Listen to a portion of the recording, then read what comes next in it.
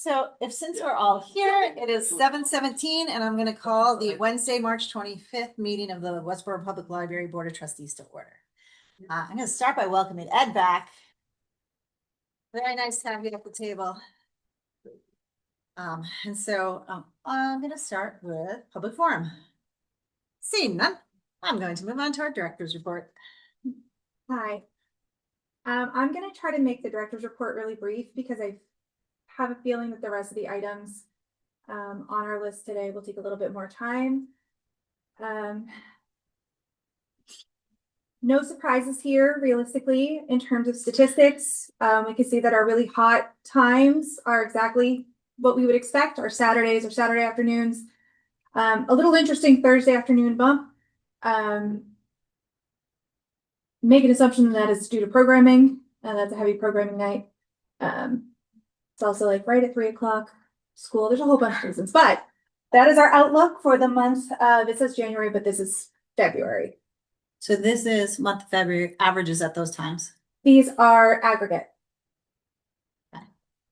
So over the entire month, you had, say, 245 people come in at 3 p.m. on Thursday. Yes. Right. Okay. Yes. And I can pull medians and I can pull averages if that's something we would rather look at.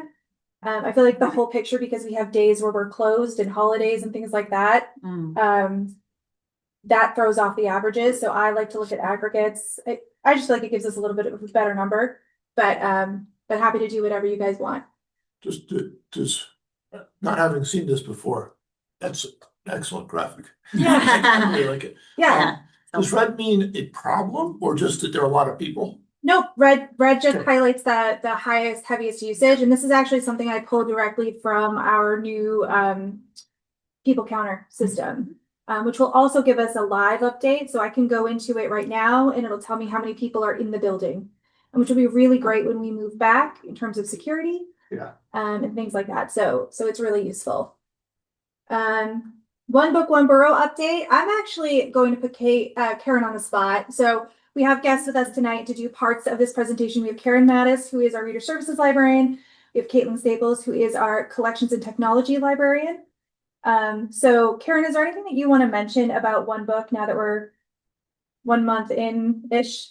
Yeah, we're getting there about 1 month in. We've handed out a lot of our copies of the book for free. So we've been drawing up a lot of interest. We've already had a couple of our programs for it. That had really great attendance, particularly our new series, Create with Craft Lab, which is something we will be doing throughout the year. That has already had, full attendance and full wait lists, to the point where we're even repeating the program because we had so many people interested in it. And so far the reception seems to be going really well. We do still have a lot of really fun programs coming up in the month of April, and particularly as we lead up to our library crawl, and that will be happening for National Library Week towards the end of April.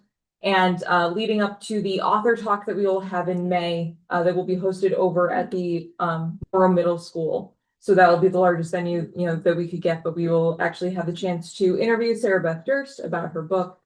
And so that's kind of going to be the culmination of that project. But so far, everything seems to be going really well. Yeah. Are you doing any added marketing for this? Anything that's additive to what we usually have? We're trying to reach out to the public. Yes. So, I mean, we are doing more with social media with this, but in terms of also, we are working with the other libraries as well. Actually, yesterday, I just had the chance to interview with the Marlborough Public Library has their own public access show called The Book Drop that they put out every month. And that crew just came over yesterday and we filmed an interview here. They have some pictures of the window display that we have that also promotes this. And then I have an interview with the community advocate tomorrow because they are also doing an article on this brand new initiative that we're doing as well. When that comes out, do you think the TV component, do you think they'd be willing to share with Westborough TV so they could push it out on their channels?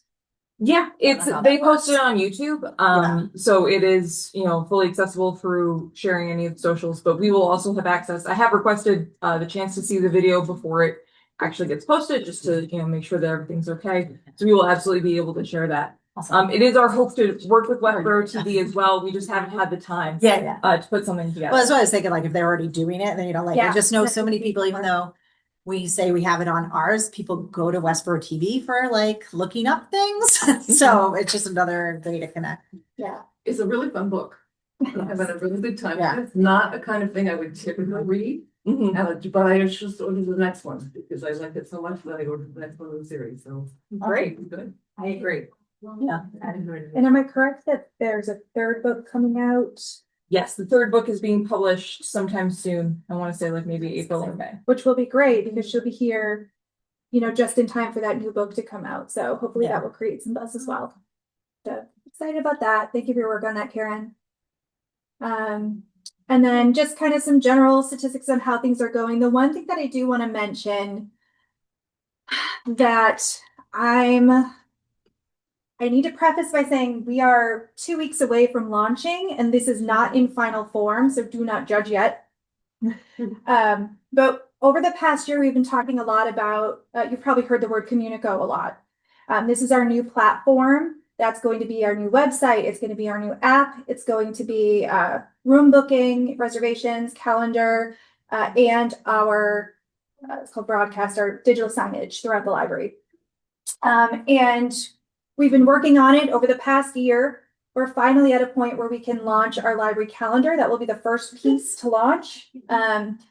Followed by, well, we'll see how things go. But hopefully the app next, and then following that, the room reservation software when we move back into 55 West Main. Our goal is April 1. There's still a couple of things that we're waiting for the developers to finish. Some little buggy things that we found when we were beta testing it. But we thought it would be kind of fun to give you a little peek at what that will look like and what will be the features that we're most excited about as our team worked really hard on this. So it's the calendar you're hoping to do on April 1st? Yeah, so this is the events calendar. We've been doing things like importing all of the events into the system. All of the staff have had to double book everything and keep an eye on registrations because moving over a calendar is a lot of work. Yeah. So again, not final form yet, but you can see this is kind of what it looks like. You can filter by whatever you want it to be. You can search for events. You can make it today, which I don't want to do. Bigger, please. Is it possible? Yep. Yes. You make it bigger. You just may not be able to see most of it. So the filter has gotten much simpler. Yes. So I'm going to take it and I'm And it just going to makes sense. say April 1 through, I'm going to do 2 weeks. April 1, I'm just going to do 1 week. I'm going to do till Saturday the 11th, right? And then I can also filter by age group if I only wanted children's events, only teens events, all ages or adults. I can filter by location. We only have one location really, so it's not really going to be helpful here. And then event type. So we have some kind of key event types that we're playing around with right now. So if I'm someone who's only interested in play times or story times, I can hit that. And the reason that I bring up the filtering and why that is so important, and we have some quick filters too here, is because this button is the best button that exists in the system of all time. So obviously you can see the events come up here. You can register straight from here. You can go in and see more information. It will give you a really pretty graphic. But this create brochure button lets us do several things. So one is it takes all of those filters that you applied. So if I had said I only want children's events or I only want adult events, that's all that would show here. And I have 3 options. I can download a brochure, which I'm going to do. And then we'll take a look at that once it downloads. I can send it to myself via email. So if I have a patron in front of me who says, is there any way I can get a list of all the events for seniors for the next 2 months? We can be like, do you want us to print it out or do you want it via email? Right. And then the third thing that it does is we can set up recurring subscription emails based on that user's particular needs. So if I'm someone, I only want to know about the kids' events. I want to get it every Monday and I want to know for 2 weeks out. We can set that up. Or I want a monthly email with all of the adult events or all the teen events, which I think is a very effective marketing tool to be able to give people the option to subscribe and make those subscriptions. We can do it. They can do it. This is fully the patron view side. So anyone can do this for themselves. Anyone can do this. Is there a link from the landing page to this? Not yet, but there will be once it's live. So again, we're just in beta. Do you have some kind of disclaimer that you're not gonna release anybody's email to anybody else? I would put that in just to. Well, that's a good idea. Per privacy policy. Yeah, There's no way for us to add it in here. We already collect emails for newsletters. I don't know if it says that in your confirmation subscription, but we can check. that would be a good thing to add, I think, just. This is So great, because the calendar as it has existed is confusing and messy. And the filtering is not, and then there's two things for adults and you can't figure out which one you're supposed to Yes. click on, so you click on both, but you don't know why you did. So this is not what the top will look like. It will be prettier, but it gives you all of the basic information. Where do you sign up? Where do you call? How do you register? It will give you all these kind of short descriptions. If it's registered or not. I think of all the times that we would go to all the different places we would visit, Janine, how helpful this would have been just to pull something and hand out. Yeah, well, because we're going to be explaining to them, okay, so you go up to the right-hand side and then you It's get all here. You know, Yeah, so it's all in one place. And so really it gives us the ability to, with zero staff, like all the work we do is done when we input each event. After that, it's all already in here for us. And so we can make custom brochures as people walk up to the desk. Or if we're going to an outreach event and it's for a specific audience, we can pull things for that. Things like one book, we can add a tag and we could have run just one book events to have on a brochure without us having to generate it. And so it's a really great tool. And again, it'll only get better from here. This is just kind of our first go at it. And so what is the name of the tool again? This is Communico. It's a product that when I worked in Wilmington, we used Communico. In Worcester, we used Communico. And then when I did it in Wilmington, the whole consortium then decided, we like this, we're going to do this. So it will be really nice. They've updated a lot of the tools. One of the coolest things they did this year is they're launching, actually on April 1st, they're launching a product called Challenge, and it's a summer reading, well, not just for summer reading, but it's a book challenge that's integrated into your app. So instead of, if you remember, Beanstack, tracking your things that way, it works, but it doesn't work for everybody. Having it on your library app in one place may increase people actually tracking and reading over the summer, so we're not having that dip when we go back to school in the fall. So it's just another tool that comes with a package of the suite of tools that they offer us. And they're a great company to work with. So, and the rep we have is awesome, very responsive. And so he just did a training for our staff. So bottom line is this is coming. We're really excited about it. I say April 1st. I hope April 1st. So April 1st is the hope for the calendar, and what's next? So what's next is fingers crossed it's the app. We're having connection issues with the API connection with the consortium. They kind of have thrown at us some new rules that didn't exist before in terms of API connection. They want us to use what's basically an API junior, which would only give Communico a third party access to this library's home patrons. But Communico has to do some development work to see if that will happen. So if we can get that, we're done our part, our side of the app. We're waiting on some development work to see if we can launch that. So hopefully that's next. After that, it will be meeting room booking. Once we move back into 55 West Main, so for the fall. And then our hope is the full website will be moved over to Communico. I keep looking at Caitlin because she's been the primary on this project. And they're and Communico is also revamping several of their modules, like the website builder for one. They're adding Create, and at the end of April, I believe, there's a whole new set of ADA guidelines going forth. So Communico, and this is for digital, like anything that's digitally marketed, everything has to be able to be read using a screen reader and some different accessibility standards. So they're also working to update those. So that'll probably throw some wrenches in the gears, I would just assume. But they're very busy, as well as onboarding us in other libraries. It's really exciting that this is being developed. I mean, that this is really the hot stuff off the press. Yeah. How large a company is this?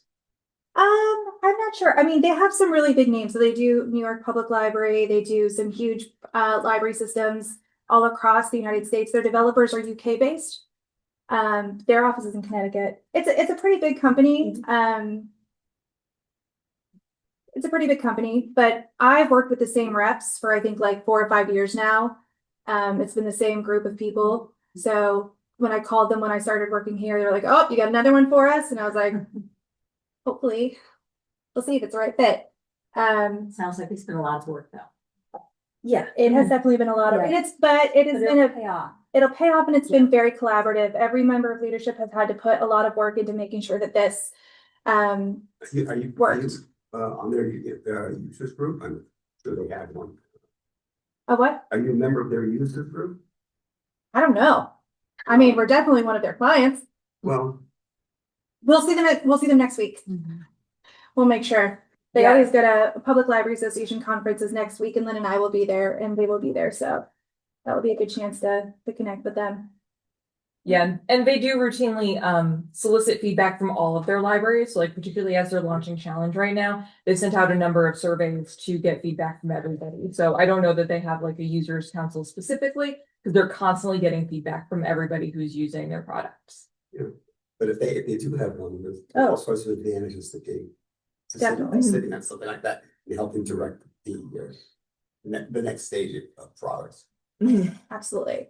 So yeah, we're really excited about it. We think ultimately it will make our patron experience better. It will make all the work that we're doing more accessible to more people in our community.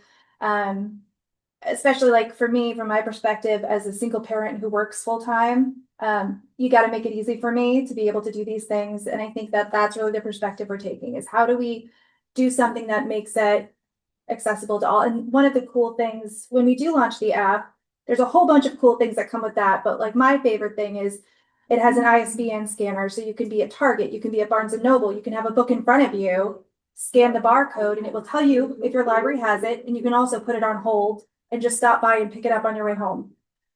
And so that instant gratification that people want, it gets us one step closer. So Well, and you think about the talks that we were doing, where we're taking flyers in and showing them what the programs are, because they didn't know how to find it. yeah, And in this case, even someone who doesn't use the computer a lot will probably be able to find it a lot easier. that's the hope, Janine. Yeah. So we're really excited about that. And that concludes my director's report, unless anyone has any questions. I had a question. And this is fuzzy, but it seems to me like the facilities for meetings and groups and activities are nicer here than they were in the old version. How much do you think that is driving the increased attendance that you're seeing? That is a good question. I don't know that our numbers are higher here than they were in the old building. And it's really hard to tell because the way we were tracking people in and out wasn't completely accurate. I'm close, right? Close enough to matter in terms of state aid and things like that. But these numbers are actually accurate, bodies in, bodies out. So I don't know. I think the bigger question is, what will the impact be moving back into 55 West Main? And I think part of the discussion we're going to have for you tonight in terms of collections and the building update will address some of that. Okay. Also, I just Googled Communico, about 30 employees, 400 library partners, 70 million patrons served.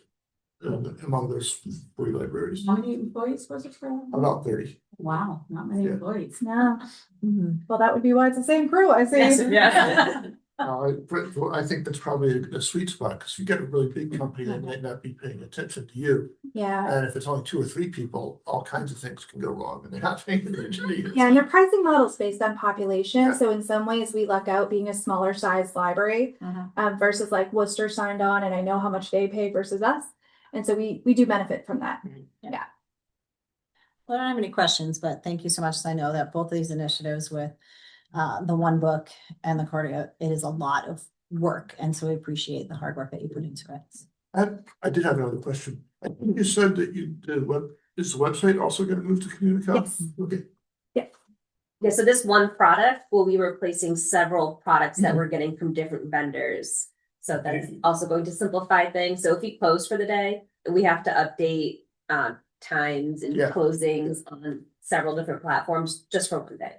So with this, we can just do it all right here. So that's going to help out a lot. Yeah, and be able to just input things one place and then pull widgets to a bunch of different places will be great. Awesome, thank you so much. So that's gonna bring us into the repair project updates. Why don't we just continue on that track? Okay, so I'm gonna pivot a little bit here. So the first thing that I want to point out to you, if you're interested, is we just received from the architect samples of some of the finished materials that are going in each spot. Awesome. So I think if it's useful, we put them out there by room. So we can take a look at those. You can kind of see and feel they're all very different than what you're going to see on the screen. And we've kind of grouped them by room. So all of us, this kind of team of 4 has been the core team at the library working on this with the library building committee and the finishes committee, looking at all of these things. So we are all happy to talk you guys through this, walk you guys through this. The big picture of it is that things are moving along in terms of construction. The next big things to happen are the roof. They're both roofs. So we're kind of waiting on work to begin there. They weren't starting yesterday. They're 2 weeks behind when they said they were going to start. Part of that is weather related, but also they haven't been the easiest company to work with. However, we've been told that it is not affecting the schedule. Yeah. So That we have time on that.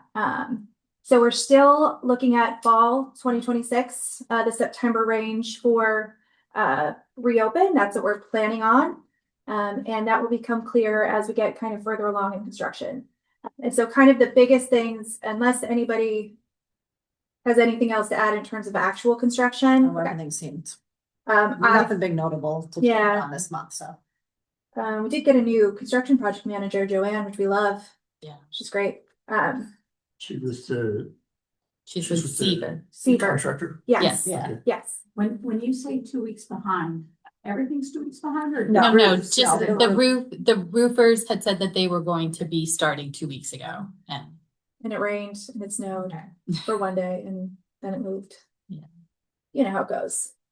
So I thought we would do kind of an update just in terms of where are we at with visioning 55 West Main. So one of the things that we have been working on for months and months and months and months, and none of these colors ever look right, no matter what monitor you're on. You can't really, that's why we have samples. Don't be afraid. But this was a lot of work that our team did with the architect team. I think we spent 2.5, 3 hours down at the Sherwin-Williams, driving them crazy, just making sure that we really planned for the future of that building and didn't just stick industrial white on every wall. Thank you. Yeah, because that was the plan. So we kind of put it into a few different buckets. So this first bucket that you see here, these are our adult spaces. And what you see kind of towards the right is what we would call our historic section palette. And then the left is more the kind of adult stacks area as you move further into the building. Kind of centering on this, you can't really see it, but this navy and terracotta is what we're calling it, kind of matching our new logo. This is the teen palette, so you have these kind of jewel tone.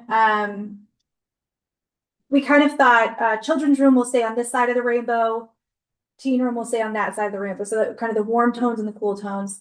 And so we've got kind of these nice jewel tone colors going on in there that complement all of these colors, because remember the teen room is visible from all of those spaces, so they have to play nice. This very neutral palette is the staff areas. We don't worry about those. And then this palette down below, which is very muted here, but this is our children's room palette, which is very nature, greens, forest, Very natural is what we're going for there. That's the preschool education. Yeah. Yes. And so that's where we're going with that. And so I'm going to walk you through a couple of spaces. I'm going to go pretty fast, but if you have questions, slow me down. So we're looking here at the main entrance, the historic entrance. And here, we really wanted to pack a punch as you walked into the building. And it's a very small space. So you're in it for 1 second and then you're past. And so this is kind of the updated view of it. And that's with nothing. Obviously, there's pictures and stuff on the wall, but you walk right through here up into historic area, right? Like you remember this is what it used to look like. Sometimes it's hard to remember. And this is kind of the new version of that with those historic palette colors. Just to confirm, you're leaving the exposed wood exposed. Oh, yeah. Yes, and so you'll also notice these pipes. Yeah. They had to put a lot more pipes externally than they wanted to, just kind of all around. And we pushed really hard for them to paint the pipes to match the paint that it is adjacent to. So if it's against the wood, it will be brown. If it's against a wall, it will be the wall color. But that was a little bit of a So we see it here, but it will be more blended. correct. That's the hope. Part of the mock-ups that we have, the angles aren't wonderful. We're working on getting more, but this is what we have. Also, brings if up you the want to wood. point at the bookcase and tell Ed that that's what. Oh, right here. yes. There's your birds. That's Birds the here? little birds or the big birds? The So big birds. We have one on either side, so we could put like on either side of the Yeah. fireplace. We think that'll look really nice. Yeah. And so that's the goal there, to have it have a distinct feel from the rest of the library so that it feels warm and historical. And they're so tall and the windows are so big.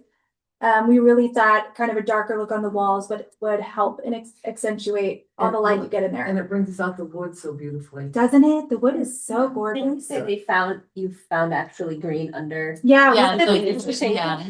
We went, oh. Are we keeping the gray carpet? So this is new gray carpet. Okay. But yes. So this is when it was teen. Those are those two front rooms. And this is not, ignore every piece of furniture you see, ignore every shelf that you see, ignore fake people that you see. This is not what it will look like, but so that you can get kind of a view of a version of what it might look like. You're not going to require the patrons to wear color coordinated clothes? I might. Don't tell me with a good time.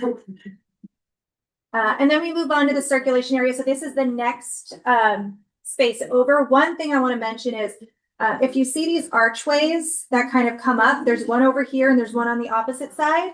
The inside of those archways will be in that terracotta color as like our transitionary color throughout. So it's just a little touch that does give it some intrigue. So this is not, ignore this. But this is a version of what this will look like with this brickwork painted in this navy color.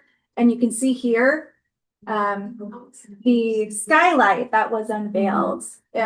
One of the things we had to adjust was this lighting unit because of the space that this took up. And that actually sees the outdoors. No. No, but it will be backlit, Okay. which is cool because it will light up at night too. Yeah. So this is like a version of what that area might look like. Another version with a worse desk and see how it's bumping out. We are not doing that. And you can see kind of this terracotta right here, what we meant by that. And then this opposite wall, this won't, I mean, there'll be things hanging, the big, you know what I mean? So it will not be very visible. And those are the kinds of things like painting the wall, but knowing a giant stack is going in front of it. How much good does it really do? We move into the adult collection, and I bring up this view because I also need you to remember that here, all the way back, is a hallway, bathrooms, and a study room. So this is the space where we are losing some square footage. This is the space where the teen room is going, right here. And this, again, ignore the white, cold furniture. It will be wood. And the stacks. This is a view from like standing back.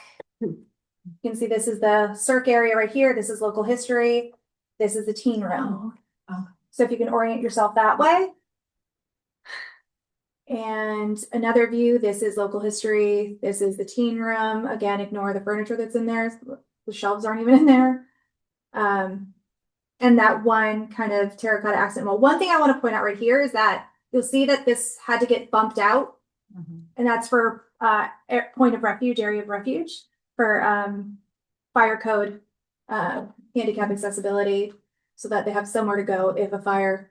Oh, that's where that little room will be for the wheelchairs. Yeah. Yeah. And what we have them on first floor as well, the children's room as well. in the elevator lobby Yeah. area is also. And I bring it up because we're gonna have a little discussion about square footage lost. And those are the types of code compliance things where we did have to lose some square footage. Another view of this room, again, ignore all this white stuff. It will be colored, it will be wood. But one of the things we also did was paint these columns only up to 7 feet, hoping that that will help these drop ceilings appear a little bit taller. Because we did have to go higher on our shelving than we would have liked to in order to fit what we need to fit in that space. More to come on that. And I just wanted to show you, this is our library things room. And this is not that room. This is the built study room. I didn't have a mock-up of that room, but just a reminder that that will now be a bookable study room. In our new system, which by the way, the locks we're getting, hopefully if everything works out, you'll be able to book a study room from your phone if you want and get emailed a unique code to get into the room that is only usable during your reservation time, which will be super helpful for everybody who uses those rooms and for staff who won't have to manually manage that. Again, teen room. This is a view of the teen room. So this is that window that you kind of saw in that first picture. Stacks on the walls. They've got this really cool carpet. If you can see this really interesting lighting that they have, it's soundproofing. And this really cool lighting chevrons in the colors that match. This purple is sound, it's not proofing, but it's Dampening. And they have this laptop bar here, and more sound dampening. Sound dampening that blends in with this green paint. You can kind of see it. Yeah. And then these are shelving units so we can fit their collection. They're gonna love that. They're gonna, I mean, I'm gonna miss hearing them in the library. I'm gonna miss them. I think you'll still hear. You'll still hear him. You'll still hear him. He'll be there. Yeah. We've come up with a solution for that, don't we? We've got lots of stuff to happen. This is, if you don't look at any of the samples, I'm going to recommend you look at the meeting room samples because we have this very interesting baffle ceiling going in. So this is the meeting room. And this is the vision for the new meeting room. So you see this kind of backlit baffle ceiling. It's transparent, almost like sea glass. And it really gives that really dark, damp space some light. So hopefully people will want to actually use it. And then this will be our art display space. Is this the meeting Yes, this is room the in the basement? Yes, it is. Where we use the cluster around the table? Yeah. One thing to note here is that we did have to frame this entire room out. And so that is also some square footage lost in that space. This is actually 15 square better. feet. I agree. And there's a sink in the back? Was there always a Yeah, sink in the back? Yes. But what is new is that we'll have purposeful storage here instead of just a bunch of file cabinets, It'll look much nicer. Purposeful. which will be great. Children's room as we head in, now a reminder, these were all covered up because this was actually staff workspace. It is no longer staff workspace because we have taken those offices and expanded the children's play area. So when you walk in, you'll get a full view of the children's program room. So if there's a program going on, you'll walk by and see it going on. And I just feel like that's such a, I don't know, I love that about it. So old room, what it used to look like. You remember the desk being here. This is the program space. So this is now all the program space. And the offices are now way over here. Right here. So this is where the offices are now. And this is what the vision of the new children's room will be. So you can see the poles that were existing one of the things we've had them do is kind of make them into pseudo trees. And so you can see this lighting on either side is in this green color with these like sort of stool bench seating to kind of really create this forest look. The ground is outlined to create shadow. We've got our little like pond area over here with the carpet. This is not a cityscape. It is just a blank mural space. We don't know what's going there yet. So don't be like, why is there a cityscape? And this is a view from where the new circ desk will be, and you can see those offices behind. We've got that kind of really pretty bright yellow color. One of the things we like about this is that the way that this divides the room is that everything on the left-hand side, like it kind of used to be, is all the older kids, and everything to the right-hand side is all the younger kids. And so it's almost like you transition from one side to another. And then in terms of staff offices, down here will be our children's librarian, and then the office next door will be our teen librarian. So they will be a visible presence in that older kid view so that they know and recognize her when they move up to being teens, which I think will be really nice. They can graduate to purple. Yes, they will graduate to purple, exactly. And another view of what that might be. Again, ignore all this furniture. Our dream is to have, they're called toadstools. They look like mushrooms. Little mushroom chairs, a little mushroom table. We'll see. And this is that program space. If you check out we have a floor sample. The floor that's going in here is like a really squishy, soft material, so that kids can fall and play around and not damage it or themselves. I'm sure they will find a way. Durable, and it's not that blue. No, it's not this bright. And then if you see, for most of the ceiling, it's not drop ceiling, it's exposed, and it's all being sprayed the color of the sky. So it will really open up the space down there. And then we have these kind of cloud lights. Dampening. Yeah. It doesn't feel like a basement. Yeah, and I think some of them are also sound dampening. Yeah. So One of the ladies there had spike heels. Is yes, that gonna be okay with that soft? apparently, It's very durable. yes, they've assured us it is very durable. We'll see. One of the fictitious ladies, or virtual ladies or whatever. Yeah, and all the carpet, all the flooring, it's all squares or planks that we can replace and when they get dirty or damaged. So any questions about anything that we've gone over so far? I'm going to go into kind of futuring for 55 West Main. What is the impact of all of these changes on our library services? No, but this is absolutely beautiful, and this is pretty amazing that you have managed to do this while you're running a library. Well, I have a good team, and everybody really contributed in a huge way. We did staff meetings. Actually, you guys did staff meetings with all the staff to like show them. And I think overwhelmingly everybody was super excited about how it looked and how it's coming out. So I think that's the best feedback we can get. Good job. All right. Okay, so I will move forward. This is a mock-up of the new hallway. I didn't think it was that exciting, but here it is. These are so good. Yeah, but That's the Parkman Street stairway. Yeah. Yes. Yeah, we don't have any mock-ups or pictures of the new book drop, but that's the one feature we are the most excited about. Every time we're there, we're like, can we get, because they have scaffolding all in that area. Yeah, we got into it last time. Yeah.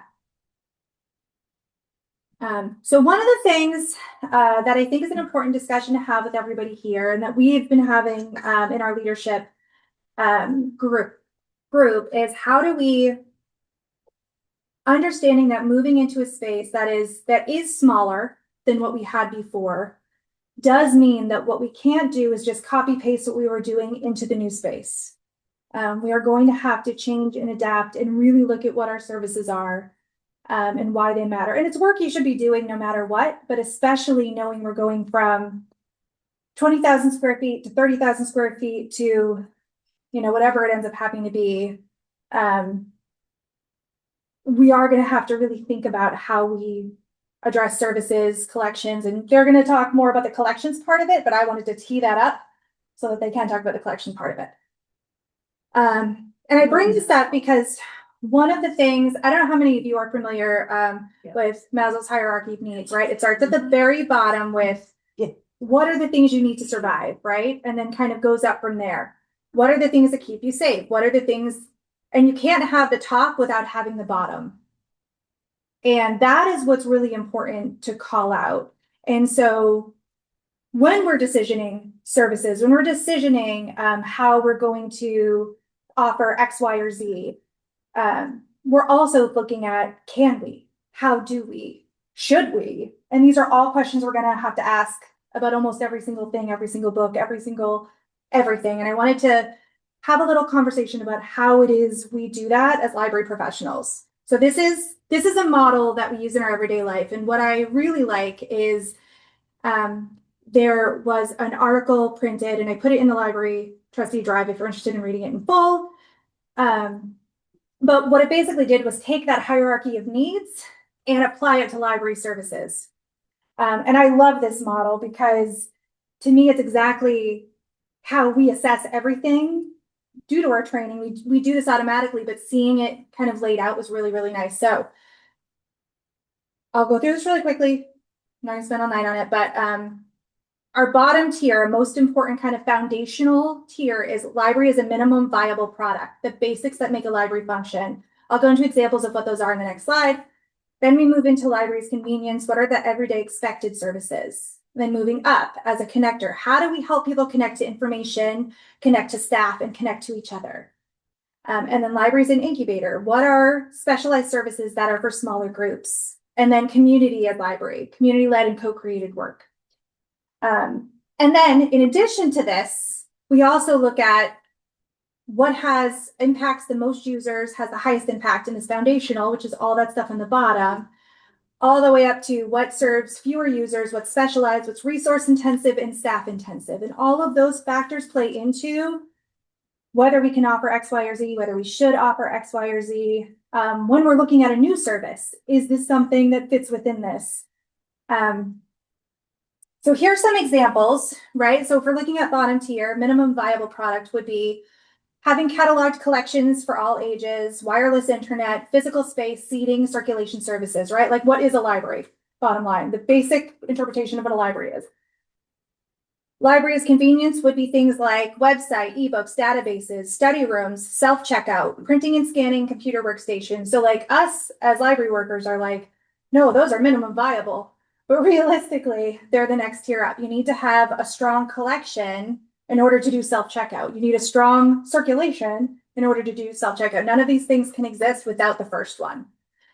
Moving on from there, we have library as connector. So these are things like programming, bookable meeting areas, curated book lists, curated resource lists, all of these things that are so important as connectors to data, to people, to staff. And then libraries and incubator, these are things like makerspaces, tech programming, computer labs, specialized local history, library of things, proctoring, all of those things. And I'll tell you why it's glittering in a second. Then we have community as library, which is outreach, community partnerships, collaborative projects, right?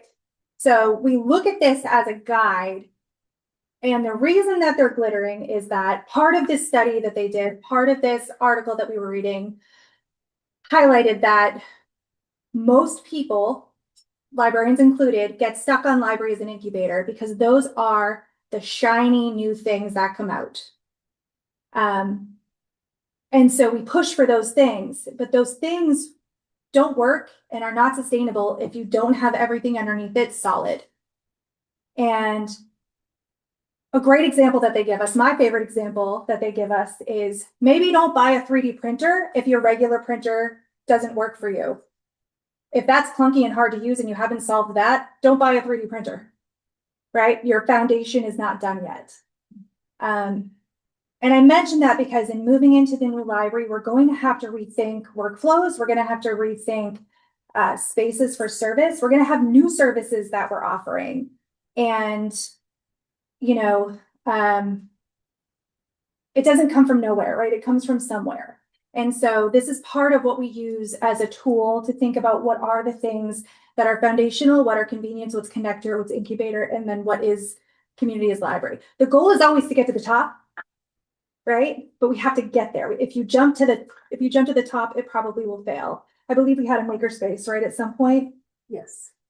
We no longer have that. I think it was because we didn't build it up, right?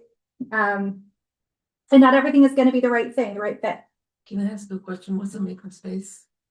Oh, a makerspace is like a space in which people can come in and use things like 3D printers. They can come in and use like sewing machines, but it's like a live place for people to come and connect and use those things and learn. So like they're great in libraries. They're so perfect for libraries, but you have to have the staff to support it, the training to support it, and the space to support it. And so a library like us with limited square footage, limited staff, we will probably never be in a place where a makerspace is the right fit for us. And so what we have to do is figure out, how do we still offer those learnings, that connection in a different way? Thank you. Yeah. Just a little history, you know, when you go up to the third floor, come out of the stairs and there's that space where we had meetings. Yeah. For a while, that space was the makerspace. There were some doors and it was focused, I think, on videos, video. Yeah, it was editing. technology based. And I'm going from old memories here, but first off, it was hard to monitor people up there with that expensive equipment. And second, nobody knew it was there. And so it was hard to use and it didn't get used. You'd see some kids go in and, use like art supplies, create something, maybe a project or. Yeah, it was there for a little while. Yeah. I may, while I was hiking, I needed to visit a library in a town in Virginia, in Tennessee, whose name I forget. And it had Not gotten memorable. wiped out by Helene. And the library had been flooded. So the library was still in a temporary space, and they were sort of at the very bottom of library's minimum viable product. It was kind of a depressing space to walk in, which is the whole library was a little larger than this table. There was one lady in there working on people. So anyway, yeah, it was a sad experience walking in there. Yeah. But anyway, at the very bottom of minimum viable product. Right. But it is something that we think about, because Yeah. as we moved into temporary space, our worry was, how many of these are we going to have to roll back? We got very lucky with our space and our staffing. But it is something that we're always looking at when we see something shiny and new coming out of library world. As we assess whether this is something that is going to work for us, be right for us, whether we're going to have the staff support, the space support, or whether it's going to be tucked somewhere that nobody knows it exists. New services take a lot of time and energy and effort, and we do have finite resources, is the bottom line.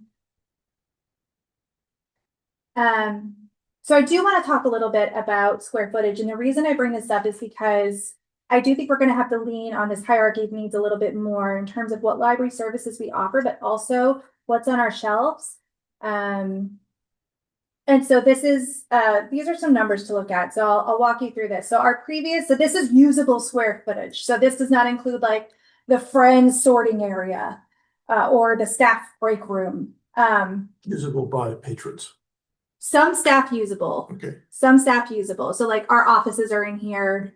But like the back cage is not in here. The boiler room. The boiler room is not in here. So what we would consider usable that we walk around and we use, I actually do think the friend space is in here. But bottom line, really was about 11,076 square feet. And then our new number is 10,406 on the spaces that we highlighted as quote unquote usable.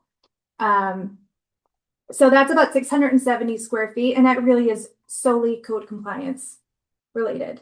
That's the bathrooms being added. That's the areas of refuge. That's framing in of things. Actually, this one's only patron use. This is overall. So when you take out the staff stuff, this is what it ends up being. And then further, when we take those spaces and we break them down into what is borrowing and collection space and what is now being reserved for study rooms and meeting space, because we're increasing those both in the children's room and also like think about the library of things room was a borrowing space and now is a study space. Study spaces are gaining 307 square feet, which is wonderful, but it is at a cost. our borrowing spaces are down 1,000 square feet. And so that impacts collections in a huge way. So how many square feet do we have here? It's 3,000? 30,000, 30,000. 30,000 square feet here. I'm just trying to think what 1,000 square feet looks like. It's hard to picture. Right. It's hard to picture, but yeah, we are in an excess of space here. But we will be much smaller moving back. But I just thought it was important to put some numbers, put some percentages. Really, overall, we're looking at about 6 to 7% decrease in space, about 10% when we look at borrowing spaces, collection spaces, and that doesn't include things like soft seating. And when you think about a chair takes up 6 square feet because you need space in front, you need space on the sides. So it will be a different world, but the positive in that, and there is that it will be new, it will be refreshed. We will have purposeful furniture, right? So I think before we kind of had furniture that we acquired throughout the years that we were just trying to make work. And so we might have this big giant table that doesn't really serve a great purpose except being a big giant table where we'll have things that we can move and change, and that will be the right thing for that space. So it might feel bigger, but it will be smaller. What are we anticipating public criticism moving from this large space to the small space? I would imagine that there's going to be criticism no matter what we do. Opening this up, we are spending a tremendous amount of money for people to walk back in and either say, you made it smaller or you did nothing that looks exactly the same. Yeah. So we are absolutely going to have criticism. I mean, I asked the question knowing the answer. Absolutely. So. And then any decision we make of what needs to go, someone is not going to be happy. And I think this conversation leads into that. You know, our role, their role is to determine which is the least amount of people that will be upset, because it's amount of how much value Yes. do we need behind each service and each collection to service the most amount of people. I also suspect we'll get a lot of praise for the beautiful new library and the new bathroom. There'll be The lots of things reasons that for all are the changes, but somebody's gonna complain. Absolutely. Absolutely. And there's gonna be people that are gonna complain we're leaving this. I hope you guys hear the criticism as well. Yeah. I'm sure we will. That is one of the things about working in libraries, that our patrons are, while we might have a few loud ones that are upset about certain things we're doing, the majority of them are so grateful that we exist and for the work that we do. So that is always really nice. My hunch is the loudest criticisms will be online. Yeah. Oh, yes. Facebook. The people that are gonna walk into that space, I think be better. And I Especially if they don't think- have to go in the basement to go.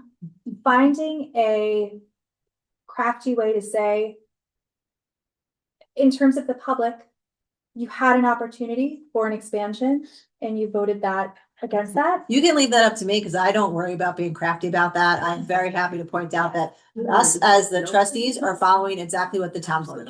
And this is what the town voted. We are the ones who make the So decision. you can Right. send anyone my way. I'd be happy to have that conversation. I'm very public about, we followed the town's path in both directions it went. So here we go.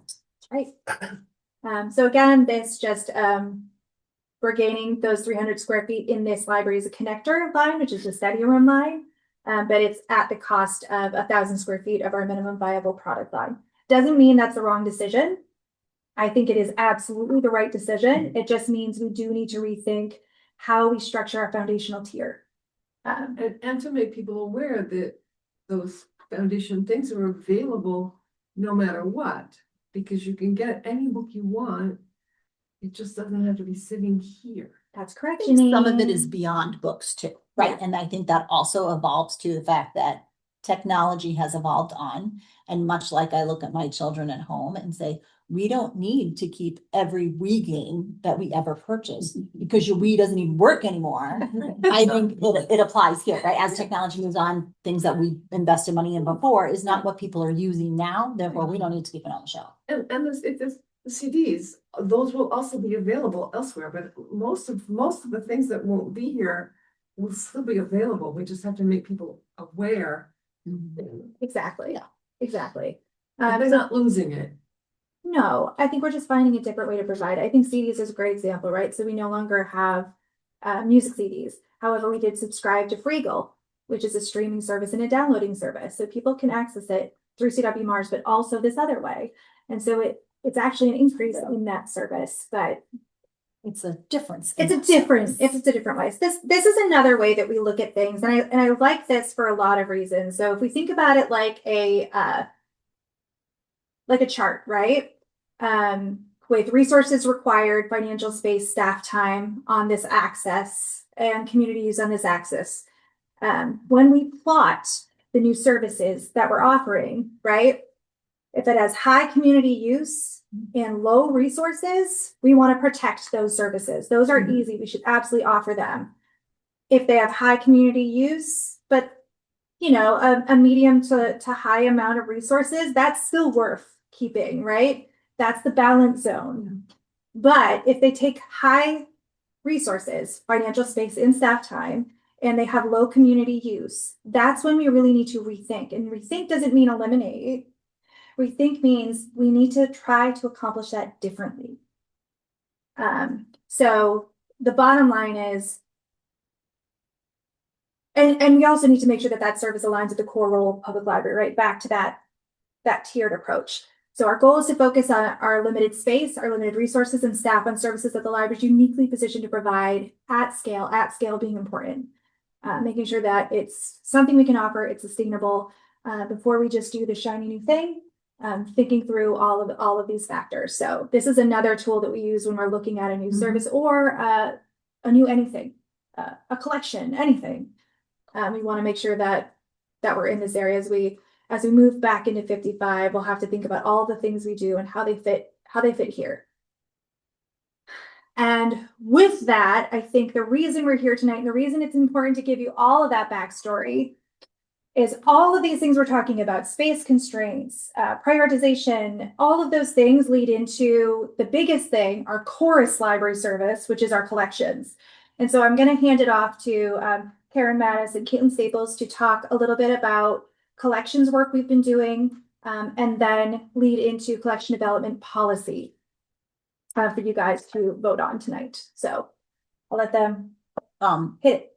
Hold on a second. Okay. Pause on that, Yes. because we're under repair project. Yes. So does your shelving up, is this part of the shelving up? So like Yes, it's shelving update. Shelving update, and what about like service model? That is in this. Okay, great. Yes. Go for it. And then you'll see we'll have a slide where we switch over. So Great. I just don't want to miss anything. Yeah. These are really great tools that you're using to figure this out. This isn't like some, oh, let's just try this. This is Yeah. very important use in nonprofits because you have to make these difficult decisions with very little money. So you get everyone together and you have, if you be two negatives, you just say, okay, that's not gonna happen. And then you get consensus because you all see, oh, that's the only possible choice. And the town needs to see this. Yep. This is really important for them to see. Good. Okay. So we're going to head into talking about our shelving in the new building and how we're making decisions on collections. Yes. So we just wanted to take the opportunity to reintroduce ourselves, because I know we've seen everybody here and you've seen us, but it might have been a while since we've actually been in front of you to actually talk about it. So we just wanted to give you a little bit of a background, remind you of the history that both Caitlin and I have working in public libraries, and in particular, collection development, collection management. We've both been doing this for an extended period of time in multiple communities throughout Massachusetts. So you can, read through that, but then we wanted to move on to, this is part of the presentation that we gave to the staff when we started talking about all of this collection work that we've been doing. So all of the analysis that we've been doing started from our staff development days and kind of revisiting our mission, vision, and values as they exist, and kind of digging into what have we decided that we really stand for here at this library, and especially in considering the change that will be happening to the building, kind of refiguring out what it is we want to emphasize. And so one of the things from our mission that we really want to emphasize is that we are here to inspire learning, literacy, and personal enrichment. And those are repeated in our values of our core values of being access to information for all. And again, that literacy and personal enrichment and the intellectual freedom. So particularly when we're talking about collections, these are the aspects of that mission, vision, values that we are really trying to emphasize through the collections specifically. Obviously, there are lots of other services and things we offer that all feed back into this, but right now, this is what we're focused on. Just a really nitpick, principles there should be PLES. Yeah. This is from our strategic plans, which was run through a consultant, and yet. Unless it's talking about the people building. Yeah, she's the principal of the library. So. There we go. Yeah, so with all this collection work that we've been doing in examining the library facilities themselves, there are kind of three main things that we've been trying to figure out how to balance. So it's continuing to balance the comfortable seating and the tables for the small groups. So that's finding that meeting area as we're picking out furniture, as we're picking out, what the space is actually going to look like. We're trying to balance library as space, along with the access to technology. So maintaining access to the public computers that we have, the printers, the OPACs, those other foundational things that are part of what it means to walk into a library and actually receive basic services, as well as then the physical collections themselves. So that's looking at the square footage and trying to figure out the shelving footprint. So everything, we've really been figuring out kind of how to balance those. And when we talk about the physical collections, you are obviously all very familiar, but just a reminder that we have lots of things that fall into that of our regular print, our large print, our audio collection. Now we will be reducing down to just our Playways and Wonder Books. Through this analysis, we are dealing with some outdated formats. One of those things that we have identified, no longer fits our community, no longer fits our needs, is going to be those books on CD. The circulation numbers just aren't there. The space that they take up is just way too big for the amount of recalculations that we have to do. So now we are focusing on the more viable products that we are seeing strong use within our community, which are those Playways and those Wonder Books. But our Playaway. Playways are audiobooks that are on a single device that you can listen to through headphones or All those through things we had in like, here. yeah. Yeah, So they're the those same are thing good. as the books on CD. They're just in a much more compact and usable format. Is there a prescribed method? Is there a prescribed method for deaccessioning? Oh, Handing these off to someone who can get value out of them? Oh, just wait. Yep. We're gonna We'll get get to that. But so then also looking at our magazines, newspapers, and also remembering that our library of things falls under these same collections. So a lot of the principles we will be talking about applies to any of our physical collections, regardless of whether it's kind of the traditional format of library material or if it's part of that, kind of non-traditional library of things. And so we just want to show you, this is obviously not perfect floor plans, and these are not necessarily the absolute final decision of where all the collections are going to go. But this is the look that we started to put together, as Kate already mentioned. So this is of the children's room. And you can see, again, how we've kind of sectioned off the physical collections for children's into the picture books, and the early readers and the board books are kind of on that lower area, all grouped together. And then we have the older collections, the fiction, the nonfiction, the graphic novels, and everything kind of on the other side. And so we have more tall shelving up against the wall for the fiction and the nonfiction, so those larger collections that we see. But we've also tried to maintain as many shelves for the picture books as we possibly can, as well as introducing slightly taller shelving for the early readers. As people, the kids grow up, they can reach a little higher on the shelves. To take advantage of all of the space that we have there. And then to move on to the main floor, this again just kind of shows you an overview of the front areas, kind of as you walk in, what we've had to do in doing, Caitlin did tremendous amount of work that she will get into in just a minute of the actual collection analysis of how many shelves everything takes up, how many shelves we can reasonably fit it into in the new space. And so we've moved things around quite a bit from where they used to be. So you can see in those front areas that have been reclaimed for some of the adult collections. In that upper area, that is now going to be kind of our media room. We have been figured out we are going to be able to group together the library of things, all of our board games, our puzzles, all of our audio media, as well as those DVDs and Blu-rays are all going to be able to fit in that room. So kind of some of those, again, non-traditional library materials or the audio and visual materials will all be grouped together and kind of easily accessible in one space. The other side, where we have the fireplace, where we will have some cozy seating kind of in that area, is where we will have our new fiction, our new nonfiction, our speed reads, kind of that real bookstore model of the things you just kind of want to grab. But that also includes our magazines and our newspapers. We'll all be in that front room with some nice comfortable seating in front of that fireplace to kind of lean into that historic vibe and, kind of let people sit down and take a break in there too while they're browsing those quick grab collections.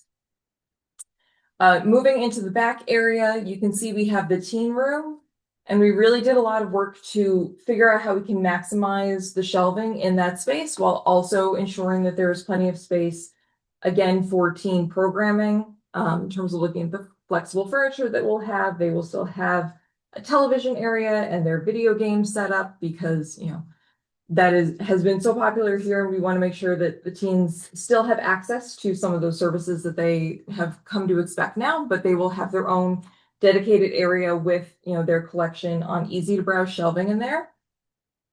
And then, but right outside of that, and this, is kind of a point, if you do miss hearing the teens, you will have the opportunity. As you can see, we've actually created what's going to be a little bit of a seating area as well, kind of towards the back there, right outside the teen area, because that's going to be our large print collection.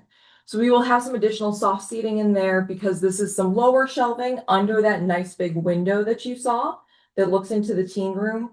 And so for our patrons who like to browse the large print, we wanted to make sure that they have seating to be able to actually see the books kind of at eye level. They don't have to worry about bending down too far or reaching up too high. So we have kind of mid-level shelving throughout there up against the wall, as well as those two mobile units that you see in the middle of the floor as well.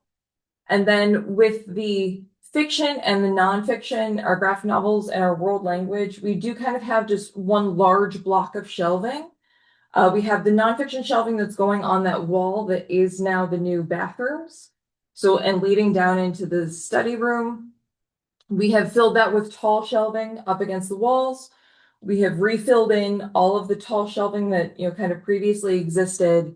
It's at a more reasonable height. It will not actually be as tall and as imposing and, kind of make it feel as dark as it previously did. But we have tried to really maximize, again, the amount of shelving we have there so that we can fit the fiction and the nonfiction and the world languages and the graphic novels. In doing the collection analysis, again, we are taking advantage of the fact that our nonfiction collection is not a Dewey Decimal System.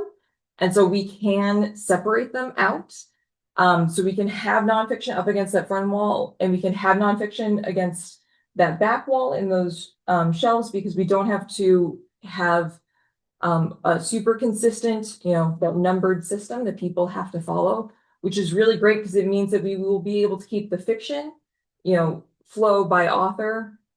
Everyone will be able to find that very easily, but then we'll be able to highlight those parts of our nonfiction collection that circulate the most. So things like our cookbooks, which is always a high circulating collection, we'll be able to highlight that at the front or possibly in the back. We haven't gotten to that level of detail yet, but don't be too concerned with the fact that the nonfiction appears broken up, because with the cataloging system that we have, it will still work out really well for our patrons.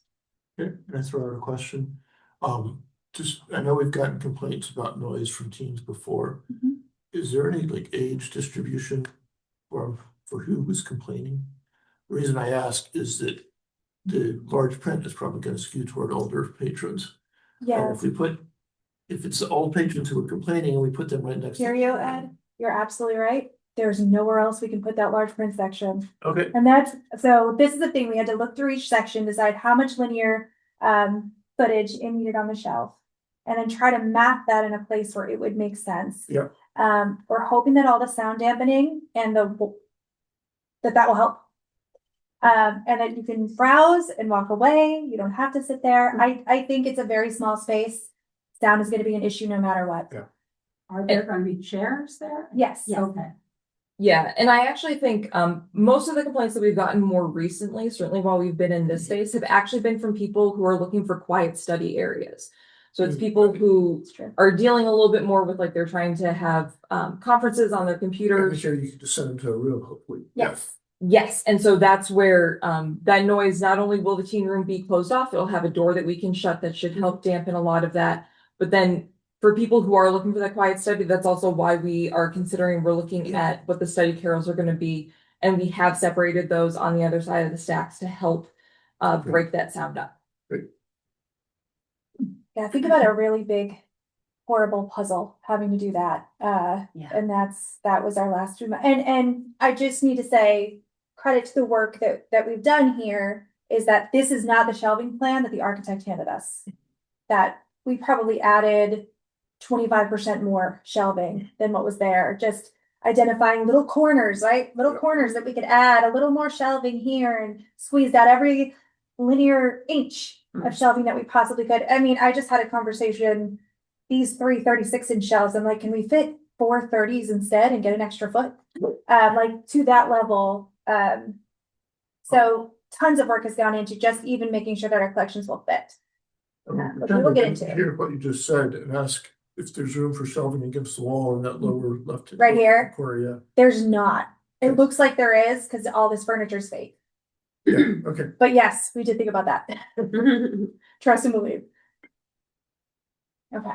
So somebody asked how we figured this out. One of the ways that I tried to do this in a way that makes sense visually, we have our main method of measurement is linear footage. So that is how many feet your collection takes up. If we're computing things that way, I have to get the tape measure, which I have my very own, and you measure every single shelf with every book on it to see how much that represents. One of the ways we do it here, and I think it's more practical because you can replicate it to the next space you're going to, I count shelves. So in order to figure out how many shelves we have available for the collections that we are currently housing on those shelves, we can just count them. So doing our shelf count helps with that, and that has been like the main way we figured out if we need to add more, we can add less, and where we can do that. So the way things are, in the teen room, they're gaining shelves. So we're gonna be able to increase the teen collection, and that's from the count from before we moved to when we go back. So it's not considering here because we took all of our shelving here. Yeah. The children's room, they're gaining a lot of shelving. So 87 shelves, that is a ton of children's books. They are this big. Yeah. So they're going to get to grow that collection. I don't know, the square footage of the room isn't increasing. No, But- it is decreasing slightly. Yes, But children's collection is our highest circulating collection. Mhm. That is very unique to this library. yeah, it's amazing. The circulations our children's department gets. And the way that the shelving will be structured when we go back, we're able to plan out that shelving in a way that makes a lot of sense. We're able to add so much very easily. It's not like we're having to wrestle every square inch with that. So that's going to be really coherent and that's going to look great. In our adult collections, that's where we're losing the most. We're losing roughly 150 shelves. So that's going to have a major impact on our adult collections, and the bulk of that is going to be our fiction and our nonfiction collections because those are the biggest. I'm trying to figure out about what percent that is. Like it's, I don't know. Can't ballpark that. I can give you actual numbers if you Like I'm just trying, because it's a lot of shelves. That Yeah. adult has. I can't ballpark the Yeah. percentage. I could do a formula, but You're a science person. Yeah, there's a lot of shelves to begin. 151 is a lot, but there are a lot, so.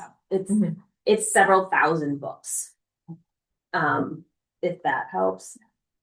It's hard, it's really hard to conceptualize it. So one of the ways we can figure out which parts of our collections, like the health of those collections, is by doing a collection analysis. So this is where we started when we tried to figure out how we're going to get this entire collection or this collection back to 55 West Main in a usable format. So two things that we consider is a turnover rate. So those are the average circs per collection. So when we say collection, we're usually referring to specific parts of our collection. So like the adult fiction, that is a collection. The adult nonfiction is a collection. Children's picture books is also a collection. So So the different color codes. yes. Okay. Yeah. And then the other one we use is relative use. So relative use is, it assesses the balance of your collection of how large it is compared to how much it is contributing to the circulations of your overall collection. So if children's is 50% of our collection, it should also be 50% of our circulation. Exactly. And so if you have a perfectly balanced collection, that right-hand column called relative use, that will be 100. So 100 in that column, excuse me, I'm also getting over cold, means that the collection is balanced. You have enough materials and those materials are circulating. They're doing their fair share. So anything in red here, those are the items that are under 100. I thought Puzzle Games was close enough because the percent of the collection is equal to the percent of circ. So anything less than that, those are the collections you want to take a look at to see if you need to leave them, to get rid of extraneous materials, and to see in some cases if they're worth keeping or not. One thing that is not on there are paperback fiction, because we're not taking those back. So those were cut right off the bat. But all of our other collections are on here for the adults. Collections in green, those are our highest circling ones. So if you look down all the way down to the bottom for our new book section, that collection is 4.5% of the adult collection, but it circulates almost 20% of the circs. So using that information, we knew we need to, if we can get any more space to grow a collection, it should be that one. So by putting those collections in the front room, we actually have more shelf space in there in that small room than we did previously, before 55 West Main Street. So those are how we use, that's how we use data to gauge the health of the collection, to see where we need to increase or decrease those. And these are like large overlooks when we're looking into collections to see what we're going to get rid of. Those are additional reports that we can run.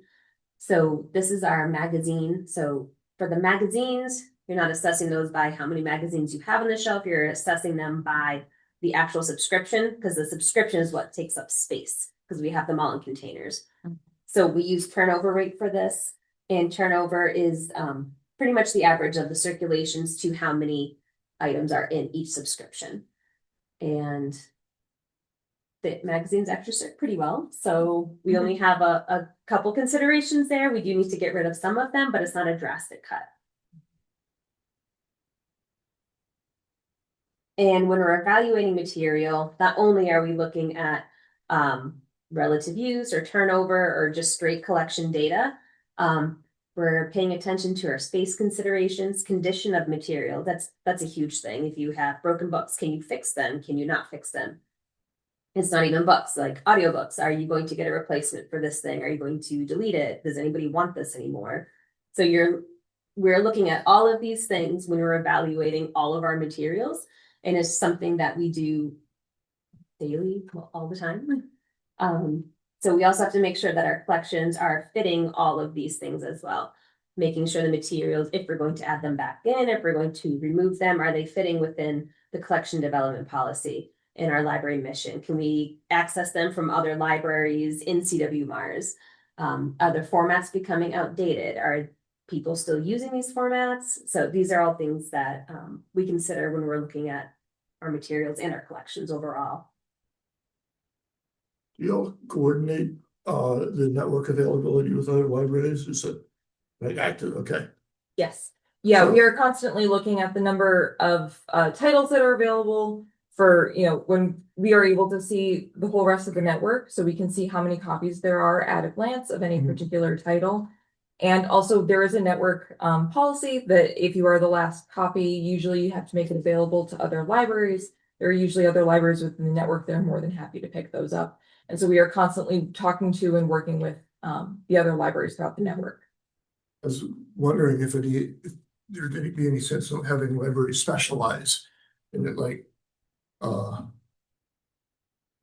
I had a good example in my brain 30 minutes ago. It does happen. Yeah, but like, I know Concord's not in CW Mars, I think, but if you wanted to have Revolutionary War history as their focus and Mhm. history of rocketry is Worcester, because they had Robert Goddard and things like that.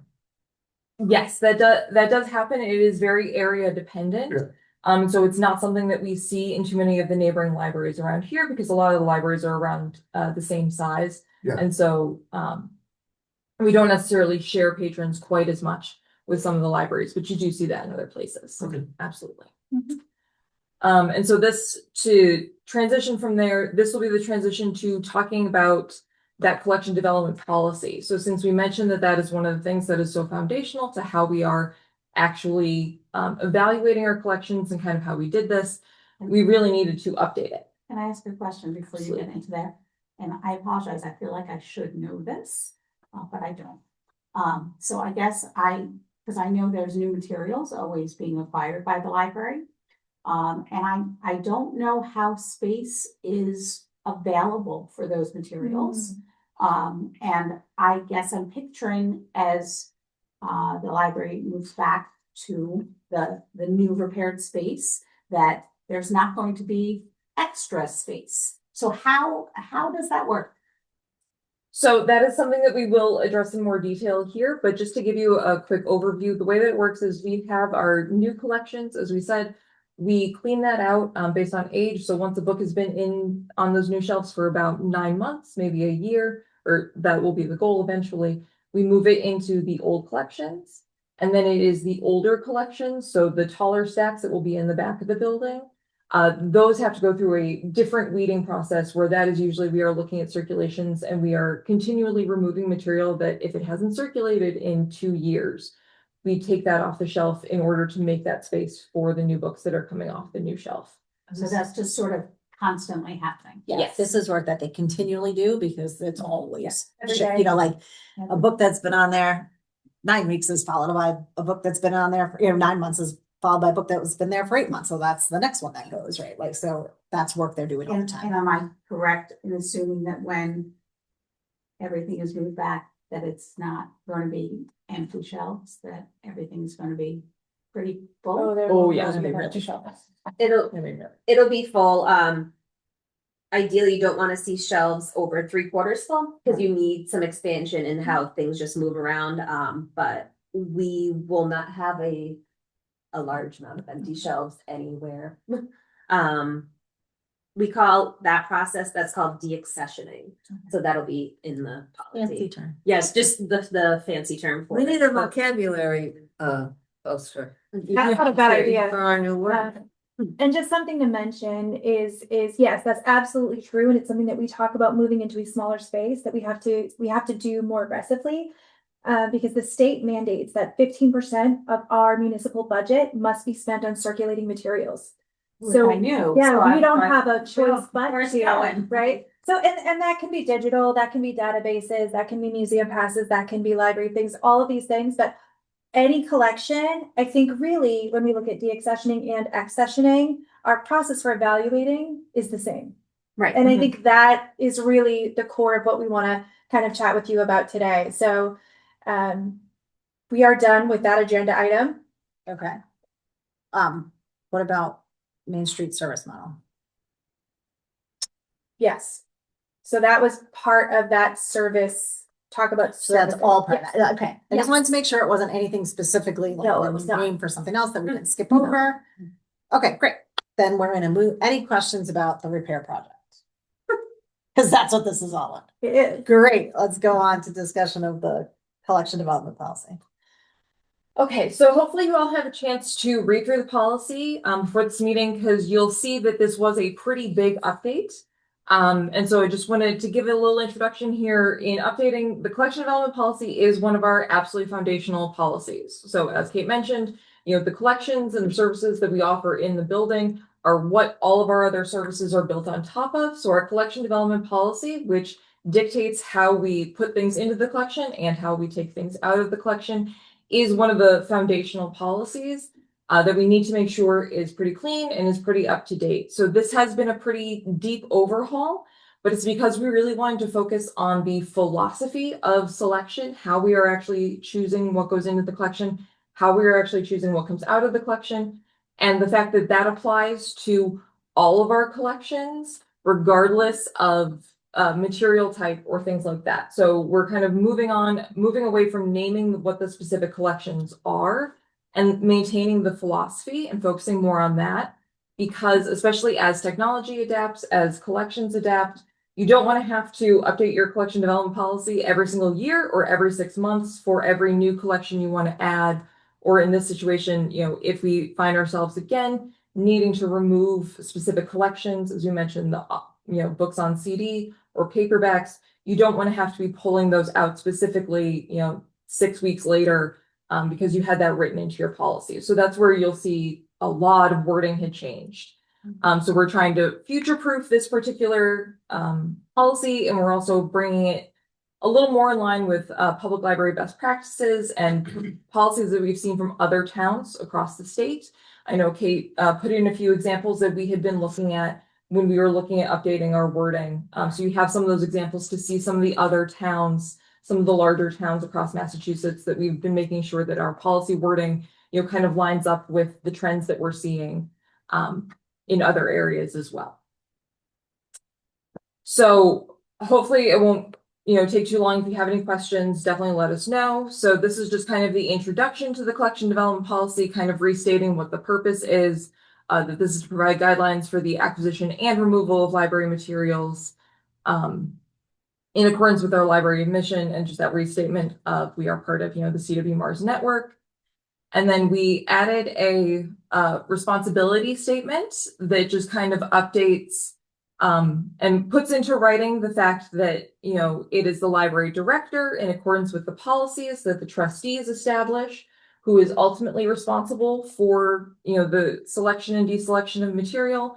But the director is then giving that direction to the professional library staff to make those decisions, and that the library staff exercises, their judgment and their experience in all of these principles that we've been talking about this entire time, all of these, criteria, that is what is being applied as the philosophy to both the selection and the de-accession of our collections.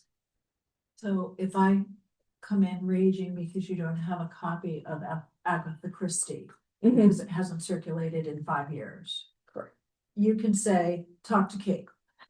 Yeah, and then I say, talk to the board. Okay. Yeah, well, yes, it gives us that opportunity to start with, will our professional librarians have assessed the collection to say, we don't have it here on our shelves, we can get it for you through the network. But if you really want to, kind of bring it up the chain, they can talk to me first, and then they're not satisfied with my answer, they'll talk to Kate. And then, well, also just reiterating the fact that we do employ trained library professionals who go to school for a very long time and have a lot of experience in doing exactly this work. And I think it's important to reiterate in this policy, because it is an investment that the town makes in these people that we employ. And I think that we have a really easy time seeing a police officer's training or a firefighter's training, or but I think sometimes we don't acknowledge the training and the expertise that our librarians have here. And it goes beyond administration. so this is a new section kind of that we added as well. Again, just focusing on that philosophy and the scope of our selection criteria. And kind of the two things that I want to point out here is we were very specific in the wording of how we describe our collection.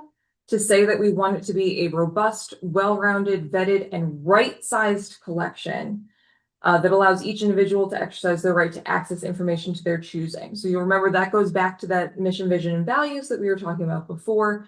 But the right-sized is an important word that we added to this, to this policy right now. Again, particularly considering that we are going to be losing square footage, but we are making sure that it will maintain to be the right size for our community here. And so that's why we've also reiterated that phrasing under the scope of the collection as well, of having a comprehensive and right size inclusive collection there too. This is just an overview of more of the selection criteria and content criteria. We're not going to go through all of this. Again, this is just really to emphasize that there is a lot of criteria that is being considered with every single decision. As we do say in that introductory statement, not every material is going to fit every criteria, and different criteria are going to be important, based on what collection it's within, what the material actually is. But this is just a good visual representation of, kind of all of the different things that we are taking into consideration when we are making these decisions. And it's just important to remind the public of that as they're reading this policy.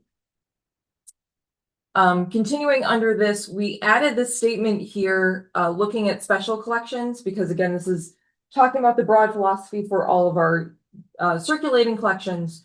So we wanted to just state it here that all circulating collections, including the Library of Things, are now included within the scope of this collection development policy and follow the guidelines within. So again, that's the phrase that kind of lets us get away from needing to list that we have fiction and nonfiction and playaways and audiobooks by just having that blanket statement that just says everything falls under this. And in particular here, this is what allows us to fold that Library of Things separate policy that you had previously reviewed and we had pared down anyway. That now falls under this completely because we are reiterating that we are applying the same collection philosophy to our Library of Things collection that we do to any of our other collections. It's the same philosophy for fiction, nonfiction, etc. And then one of the other important things we added to our phrasing around the selection for children and teen materials is we have added this. It's wording from that we had before, as stated in the Access to Libraries for Minors, an interpretation of the Library Bills of Rights. We recognize that parents and legal guardians are the parties responsible for the reading and viewing habits of their children and only their children. But then we added this line of the selection of materials for the adult collection is not restricted by the possibility that children may obtain materials that their parents or guardian consider inappropriate. This is a very particular phrase that we have started to see pop up in more and more policies across the state, across the country, through ALA. As we start seeing more direct book challenges, it is very important that we just have this wording in here that does make it very clear that the responsibility is on the parents for what their children are getting their hands on. And while there is a separate process for reviewing material, if they do still have an objection to it, we are not taking into consideration when we are looking at the adult collection, the idea that a child might stumble upon it as they are walking through the library or, encountering it on a display or anything like that. On the other hand, this implies you do consider that for items in the children's and teens collections. That we consider could pick it up at random. Yeah. Yes, absolutely. Because that is the idea, is that those are materials that are vetted specifically for children and that we are arranging them in a way that provides the best access to them. So then getting into the collection maintenance, this was another big overhaul of a section because this is the area that talks specifically about how and why we deaccession material from the collection. So what I wanted to highlight here is that our shelving capacity must be maintained to ensure that collections remain accessible, attractive, and easy to browse. Withdrawing items on a regular basis ensures that the library shelves are not overcrowded, difficult to navigate, or unsafe. And again, that is just a blanket statement that reemphasizes the importance that we are not able to hang on to everything. We are not able to be a repository, and that we have to maintain the integrity of our shelving and of our collection spaces as well. And then the last kind of part of this is the request for reconsideration of library materials, programs, and displays. We have kind of folded this all into one section. We do have two separate forms, one for the library materials and displays, because that does refer more specifically to the books and the displays that they show up on. But we do also have a form in there for if patrons want to object to a program that we are offering.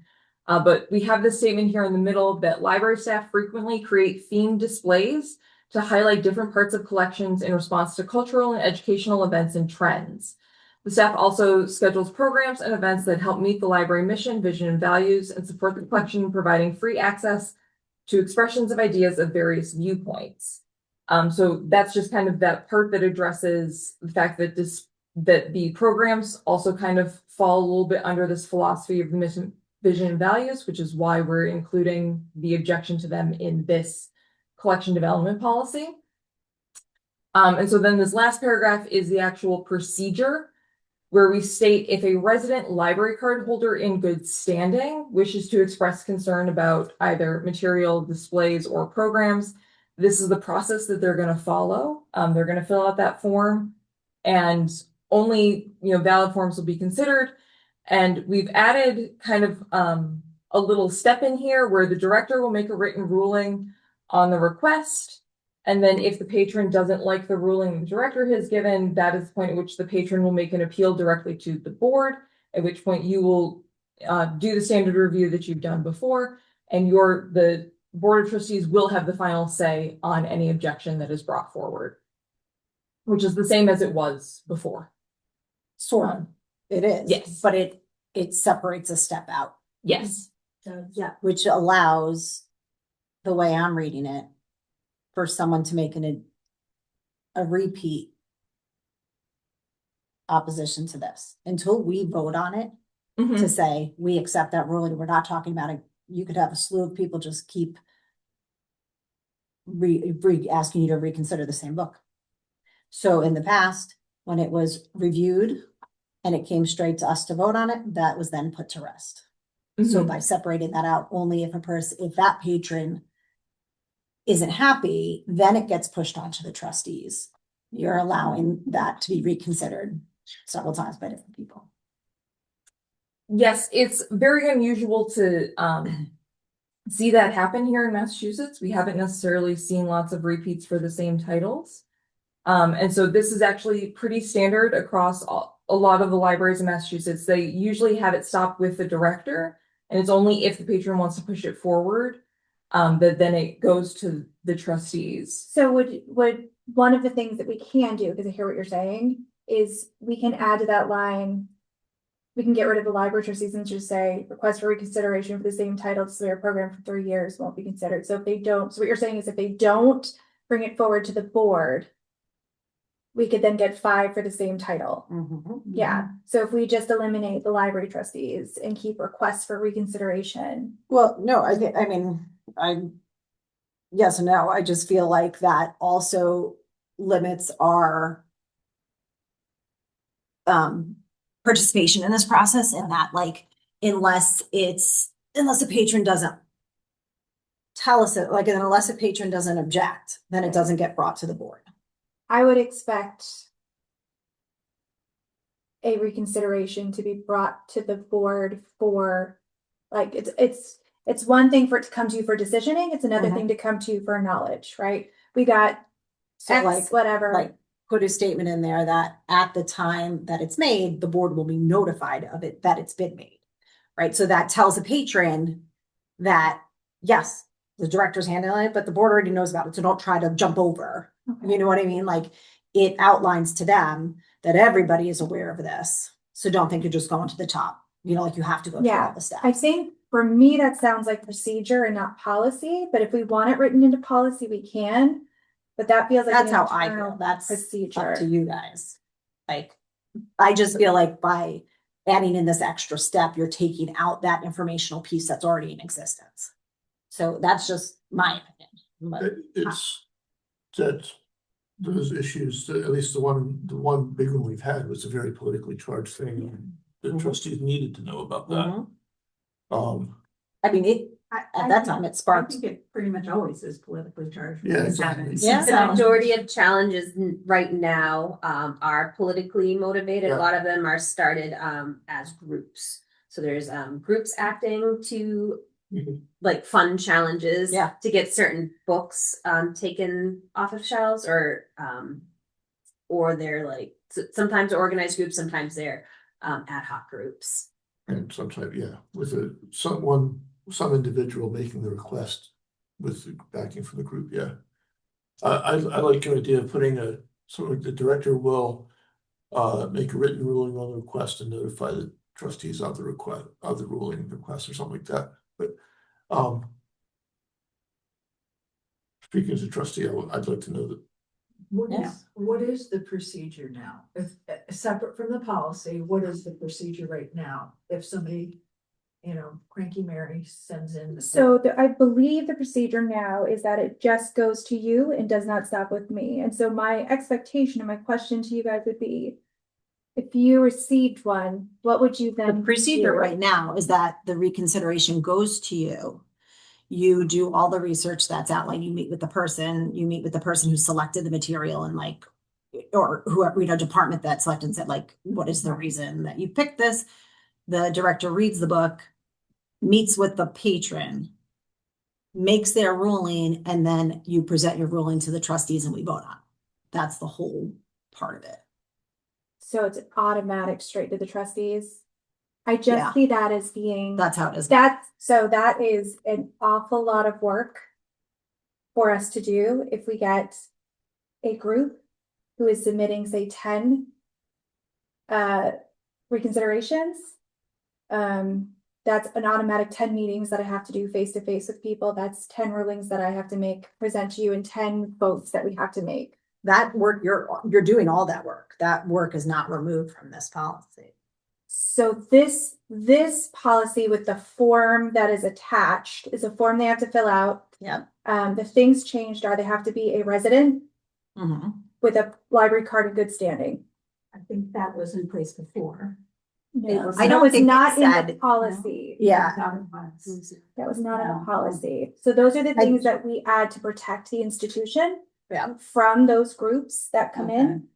I that was my misunderstanding because I thought it was. No, so that was not in the policy. I don't know how much of those steps were in the old do you remember seeing?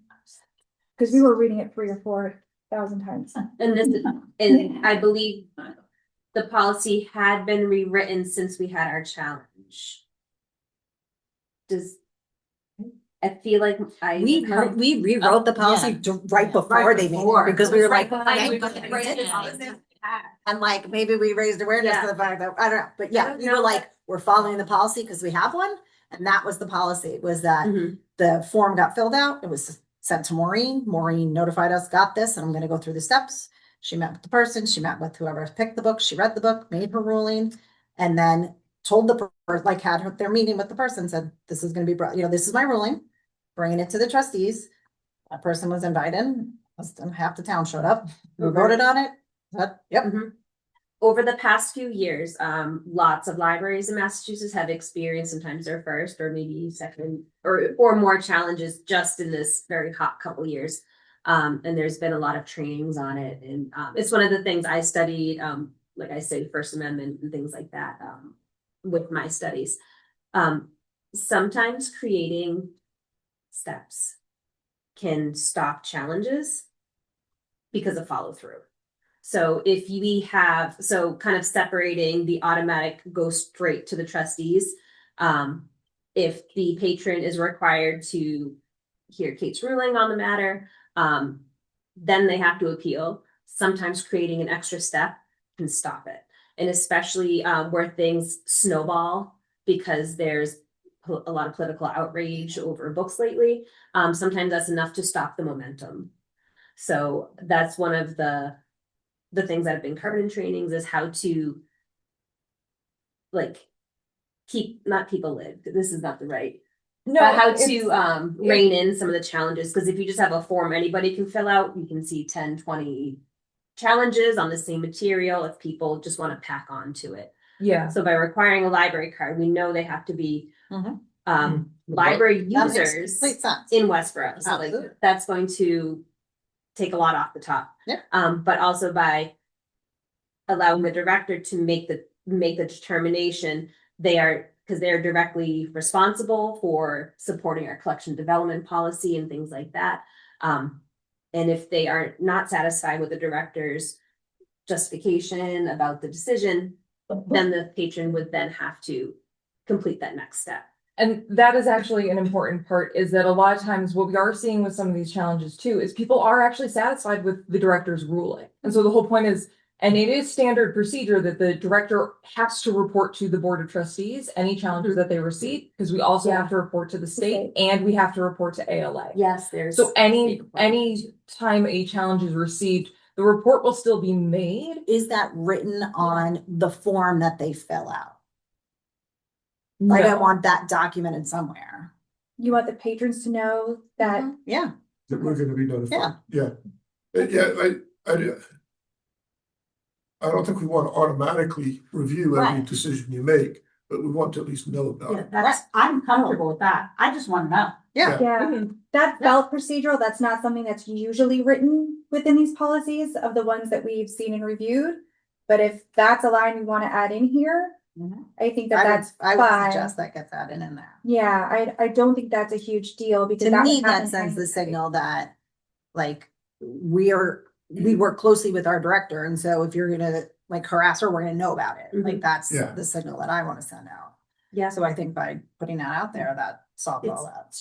And if it's something that is something that has to happen anyway, it's like saying, you know, the sky is blue. You're just acknowledging something that's already happening anyway. Yeah. So let's just. So just put it out there, and that would be fine. How many of these statements that you're making, which are very sound, have been vetted by attorneys and those folks? Or do you have previous training in writing something that you know is, you know, you can say something and then you leave out a word and they go, oh, gotcha. You know, so because all of this sounds really good, but I'm not familiar with the process, legal process, and a lot of this feels like maybe someone should just look at it, or maybe you have. So that's part of the reason why we rely on other towns and look at their policies as well, because there are some other towns and cities who have direct legal counsel who do review all of their policies before they get published. So looking at places like, I know Worcester. A lot of places do with a lot of different policies. I do want to say out loud that collection development and policy, especially collection development policies, is like core to what comes from our training, our experience and expertise. So in terms of knowing what's legal and what's not, this is one I would say this team is like, we are reviewing things constantly. New trainings come out every couple of weeks where we're going over what's the newest laws coming out, because things change constantly with all the new legislation. And us knowing that, Yeah, we can say to people, hey, these aren't just women in there typing, or men and No. women. They know. And yeah, if I don't know, you know, I'm not gonna say it. Yeah, And now I think that's a know great that question. that's part of your background, and you're taking it from other places that are codified and said, okay, this works. Then I can go out and tell somebody who, which I have. Yeah. What do you mean you're taking your, Yeah. over my dead body, you know? correct. Yeah, and there are state laws that directly protect librarians and our collections. Mhm. So that is a little bit different. There's like First Amendment, there's Yes. differences. So we're a limited public forum. Those protections are also placed upon our collections. And so that's collections and displays, which reflects our challenge forms and how we've set them up. And you'll see it a lot more next month. Our goal is to look at next month or the month after. Our goal is to get our meeting room policy for 55 West Main looked at, because that's our other kind of foundational document as we set up our software now. That one has a lot more legalities in it in terms of who can meet in here because of limited public forum and things like that. So that is, you'll see more of that where we're relying on our state agencies in, because we're all doing the same job here, right? Like all of the libraries in Massachusetts. Of the resources that were used, you know, for the rest of us, you know, is it in there like, We have the guiding oh, principles. yes, the guiding principles, And but laws mentioned. Okay. Chapter 78. so that we can say, well, if you just look at. Yeah, yeah, yeah. Yeah, we have a whole list of all of the different things, and kind of a lot to make sure. At the end of the day, everything we do is in alignment with ALA policy anyway, correct? And it will always be. Yeah. I had just a comment. We sort of skipped over the content criteria. And I just want to point out some of our items don't really have what I think of as content. Like, what's the content of a snowshoe?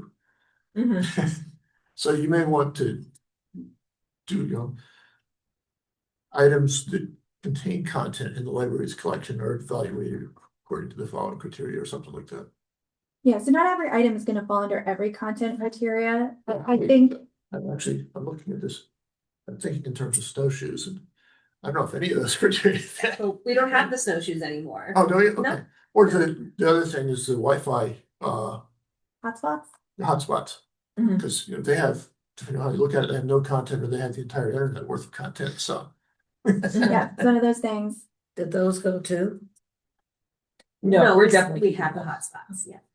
Yeah. Yeah, but some things will fall, a snowshoe doesn't have content, but it does have selection criteria. Mm. And then we do look at those other factors that we went over in our slides of if we're going to keep something for the collection. But in reality, most of our content does have content. Oh, yeah, absolutely. So the Library of Things is actually a relatively very small collection compared to the rest of our holdings. I tend to be nitpicky about these logical inconsistencies, so. Well, But it says arguably- sustained interest, so is there a sustained interest? Yeah, maybe just add a bullet Something saying, like that, yeah. other criteria, and it even says including but not limited to, but you may be, other criteria may include, fitness for purpose, or I don't know what. Mhm. Some. Any other questions on collection development policy? It's their biggest one. It's probably the one we've spent the most time on so far.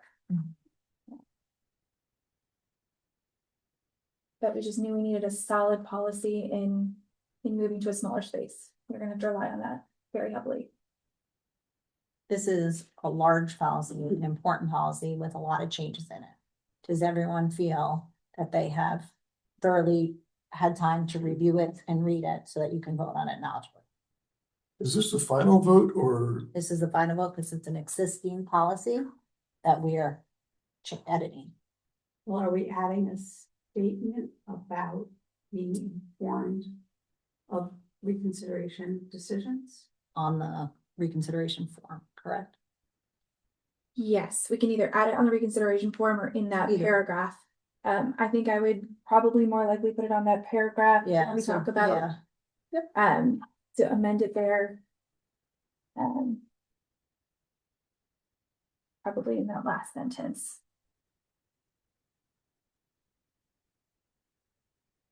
Yeah. I just want to say that I appreciate the red line version, and this is exactly Yes. why I think it's super important, because it's Yeah. very helpful that people can really look through and. I'm feel glad it's very helpful informed. because I will say from a user perspective, it is a nightmare to keep up and use for us. Yeah. So if it's useful, It is very useful, and I We'll think continue to super do it, important. Like, this is the biggest one. this is the biggest one and we were like, oh goodness, this is painful. So I'm glad to hear it's useful. It's super useful, and I think super important. Yes, it is. If you're like me, you were reading the. I read every little bit of it, yep. And printed it out because I'm terrible at reading online. Yes, then you have to print it out. All right, are there any So- other questions? Go ahead. No, I was just gonna say, a good place to put that would be the director will review the objective item, display our program, meet with appropriate staff to evaluate the original decision and follow up with the individual to review the complaint. Somewhere in there, you could stick, inform the board of trustees. Sure. As Yep, I think that's perfect. I'm just trying to find the statement, I mean, the right paragraph, just trying to find it. Maybe you're gonna throw it in more. Yeah, perfect. If there's no other questions, recommendations for edits, then I will accept a motion to approve the edited version of the collection development policy with the amendment we just made. So, Mike, will you second that? Okay, all in favor? Yep, sorry, and Mike seconded it. love in-person ones. Okay. Thank you, and thank you for your time on that. I know it's a big one, but it's super important, so I appreciate it. I think it will definitely help, especially going forward when you start getting questions. Yeah. It was brought up at the beginning. Yeah. You can say, you can go out and read the notes from March 25th. Okay.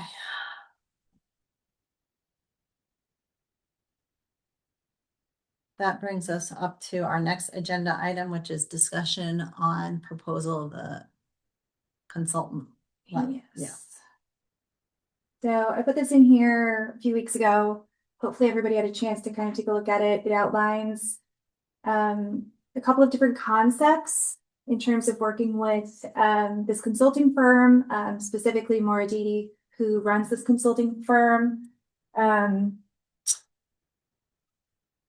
In working with the board to design and come up with collaboratively a version of some governing documents, and doing some work with you all and with us and maybe with staff. And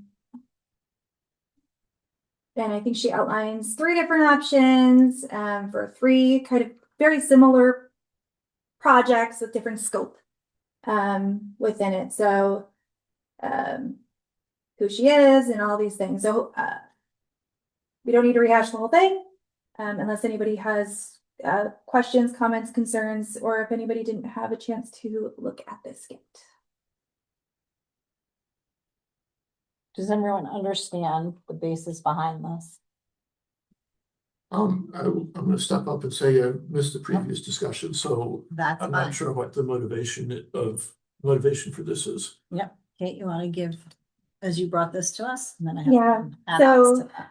So we had a discussion a while ago about taking on a consultant to work with the board, work with me. I think one of our longstanding ongoing items is director board relations.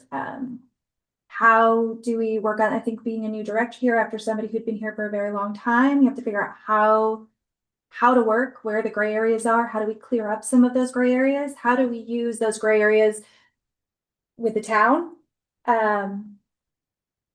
There's a lot of things that I run into every day where nobody can tell me who is in charge of what, and what falls under this law or the town charter. And one person will tell me one thing based on how they're feeling that day. Another one will tell me another. Nobody in this room, but I think directors are in a very interesting position where we answer to a board. We also answer to town management. We also answer to the public. We also answer to our staff. And I think the more we can clear up some of those gray areas, the better. And so this was a months-long request for me to get this going and kind of just able to breathe a little bit and get a proposal on board. So a couple things that I noticed, and I'll give you some examples. Something Mary just brought up, which is that you don't vote on a new policy the first month. You wait till the second month. That is written down nowhere. It was me. This Mary. Yeah, I don't remember saying that. Um, I remember that too from. That's how it worked. That was how it Yeah, always so, but there's no governing documents. The only governing document that I can find, unless somebody knows where they exist somewhere else, and they might, is 3 sentences in the town charter. And they don't say much. And so I think a strong governing documents for you guys helps us when we have things like a bad weather day. Who's decisioning this? You know what I mean? Those things can help. And if we have somebody who is a consultant, they can look at Mass General Law. They can look at best practices. This is somebody who helped with the trustee guide that you all love and we love, who's very familiar with Massachusetts, how MBLC works, how MLS works, what are all of the town things going on. And hiring a third-party consultant also means that person can work with the town and get some of those answers that we maybe won't get. So that we can clear up some gray areas, so we can have strong foundational documents for the library trustees. One of the things we talk about when it comes to book challenges is that is not the only way that people are attacking libraries. Another way they are attacking libraries is by joining boards. And so part of my ask of you in this process and why my recommendation is that you actually do invest and you invest tier 3. You go for the gamut here because these documents will be worth their weight in gold in terms of preventing that from happening. So today's board, I'm not worried about. I know you guys have the best interests of the library in mind. I know you have the best interests of our staff in mind. But the board 10 years from now may not look like that. And having strong foundational documents will help, including, and I think part of the conversation with Maura and deciding what direction you all want to go with this is what does that governing document look like? I don't know. It's really up to you. But I do know that the Board of Selectmen just voted in a code of conduct. And I do think that would be a really great document to have to protect our board, to say, here's what we expect out of a board of trustee, and here's how we act. So if you get somebody on the board 5 years, 10 years from now, who doesn't do those things and doesn't have the best interest of the library in mind, you have bylaws that allow you to do something about that. Based on law, precedent, all of those things that Maura can do that we can't, and that we don't have bandwidth for, and that we don't have expertise of. And so I would not claim to be an expertise on library boards. I worked with 5 or 6. Maura has worked with hundreds. So I do think this is work that does require a certain amount of expertise, but also requires somebody who's able to generate these things for us. Because we're all busy. And things like our strategic plan, if we didn't work with a consultant, it would be very difficult to get done. And it still takes up a ton of our time when we do it. But we hire a consultant for that process.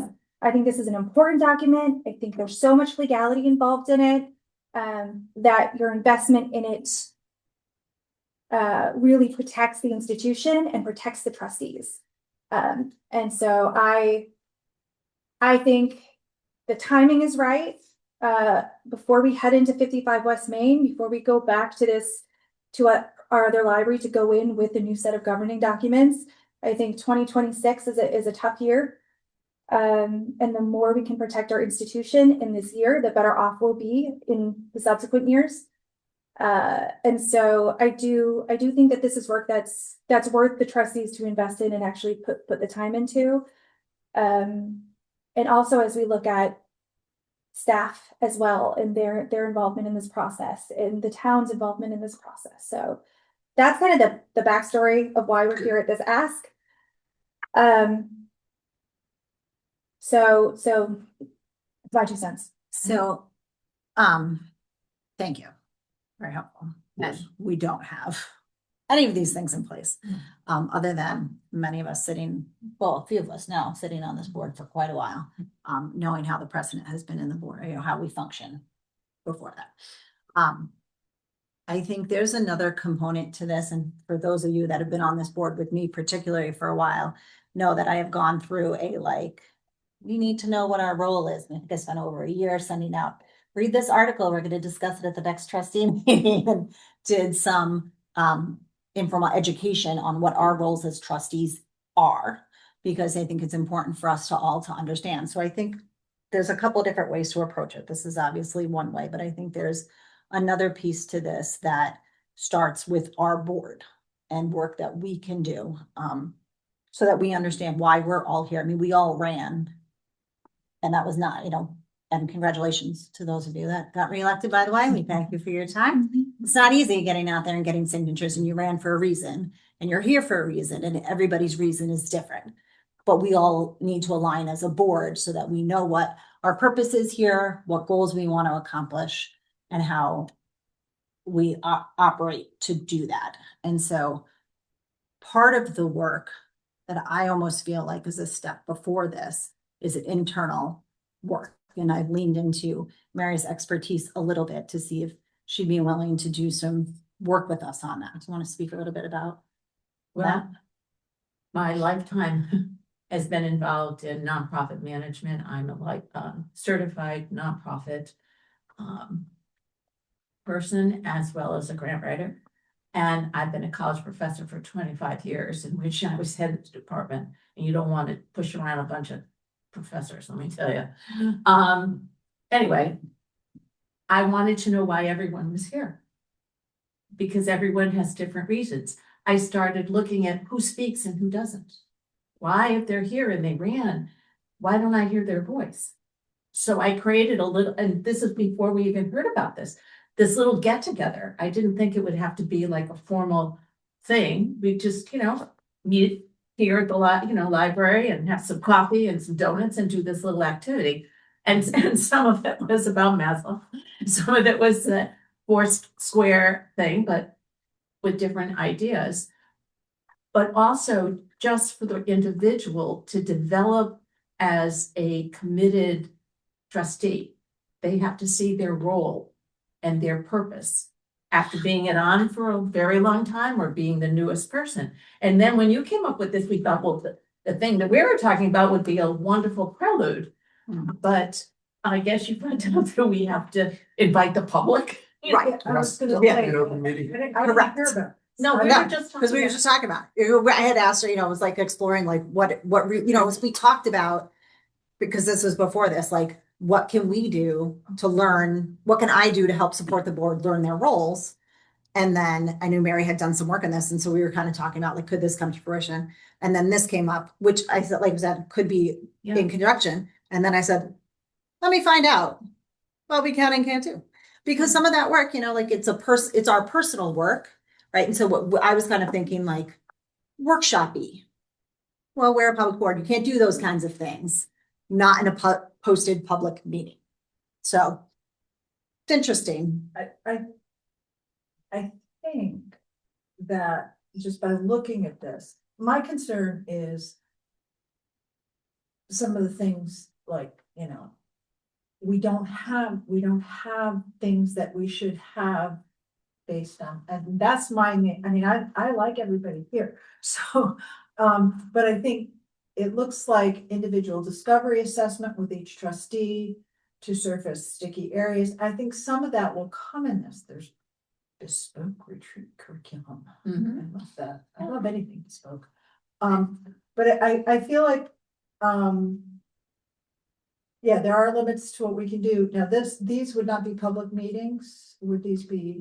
No, they Have to are be just public like, meeting. so I look at this, just like the work we did for our strategic plan. Remember, we were on Zoom, but it was a public meeting. Right. So yeah, all this work. So that's, is so it's public meetings, yeah. And so another benefit to consultant is they do this work in Massachusetts all the time, so they know how to post that meeting in a way that serves public meeting law. But perhaps doesn't directly invite the public in. Well, and I'm not that worried about it because. Right. Yeah. And I really respect more Adita's expertise, and this is specifically about libraries, and we can have a lovely meeting and talk with each other. You're all lovely, spiffy, but I really want her expertise. That's what I want. I was just gonna say, which is, I think also getting these documents done before things change is really Yeah. important, because Yeah. I agree. so that was, someone took advantage of the lack of documents. That could be a. And So when we talked about it, we were just thinking of, because this hadn't come up, just to start a conversation about exactly what this woman wants to do for all that money. And we said, well, can't we just do it anyway and just have, a nice time in terms of developing our own skill sets and things? And then we found out you have to have all these other people involved. If this woman can get around having all those people involved, and I don't always feel that comfortable if I know I'm gonna talk about things that are what I believe in and that way in front of hello, nice to meet you all. Well, is there a clear definition of what can and cannot be brought into executive session? Yes, there is, and none of this falls under executive session. I honestly don't really have a problem with it not being Private, no, I don't see because why. what Yeah, we're be a doing public is meeting. for the community. I don't think anybody's gonna show up. Nobody shows up to finance committee. Why did they show up to this? But I do think if they do, more power to them. The one thing I would say is, as this is a considerable amount of money on all ends, do we have the list? Because I asked for it, so I could ask him to send it. Yeah, so I've been trying to work with John, Yeah, who is our finance director, to Hold get that on, list. sorry, I didn't mean to have a half sentence. The list of what funds are in our trust accounts. That's what we're talking about. Yeah, so I don't have the list from the town. What I have is what we have kept up with. What we don't have is principal amounts. So some of our trust funds are limited to income. And the only way to know what that income is to know what the principal was. We only know what the balances are. And so the number that we have of monies that actually can be used, because we're looking at this in terms of the building project, right, to make ends meet there. So taking out money that can only be used on materials, taking out money that can only be used on very specific things like programming, taking out money that has that income contingency, because we don't know what that number is. We know there's a lot there. We just don't know what that number is. So you're looking at unrestricted funds. Just unrestricted funds. Not I think if we're estimating how much is in the funds that are accessible, I mean, what would you put it at? At least 250? Yeah, probably 250. And that's not including the things that we can't access. $250. $1,000. I mean, You can't get the breakdown. we've been working on. So There's new unrestricted finance funds at people, 250? roughly. Like this is all estimates based off of unofficial information that we've kept up over the years, which I think we've kept it up pretty well, but Yes. 2025 was a difficult year for the town. We were without a finance director who was out Haven't got ill, and we didn't have an accountant, and yeah, so and this is also part of the town system, because it's like goes into the town money, like but we don't have or didn't, and we don't have direct access. We can't log in and look at our accounts. We have to get it from other people. So now we have new finance people and they're moving towards that and getting us access, and we've been continually requesting it, and we haven't gotten it quite yet. I will just be very clear that I am not comfortable. I feel uncomfortable making a financial decision without knowing. However, there is a comfort in a buffer there, but it just makes me uncomfortable. But what I was going to say before that was,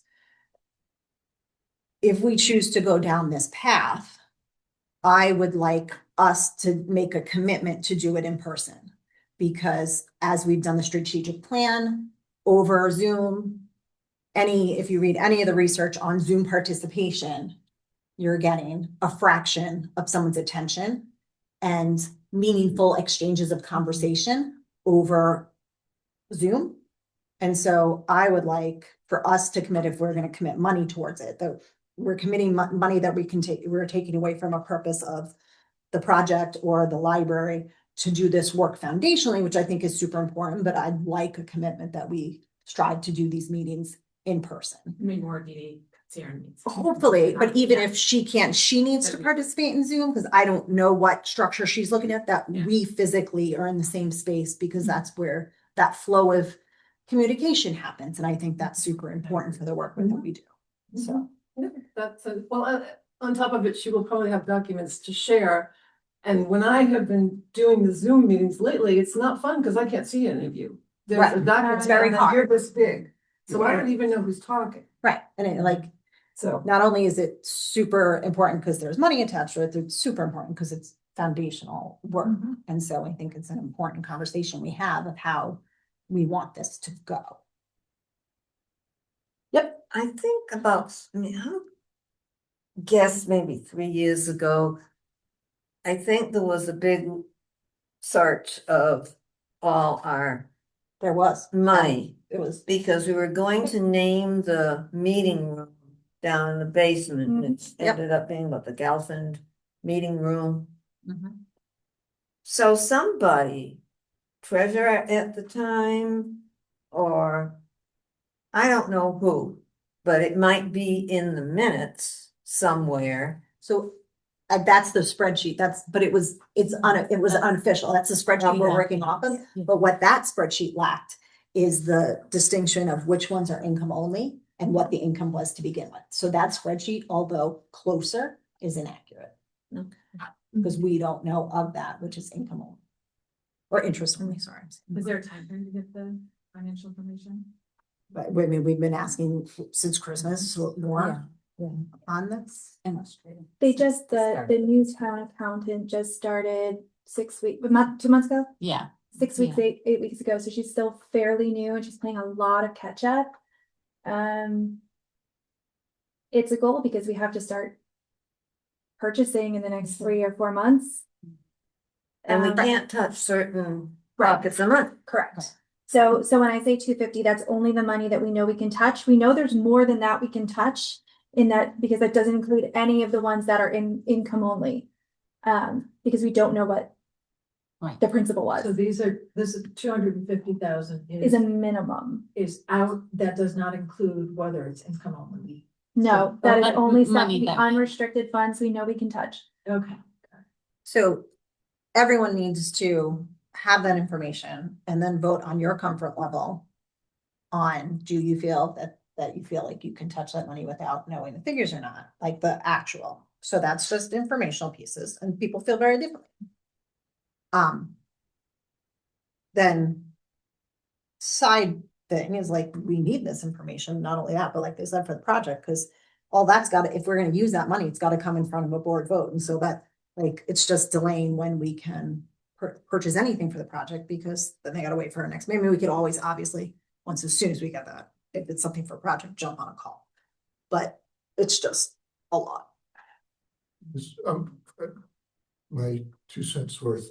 I saw the quote some time ago. We were taking a snow day, and I thought, well, why do we need this? We've got good relations with the director. But now that I've heard your explanation, it makes a lot more sense. So, thank you. I'll ask, how important is it that we vote on this today?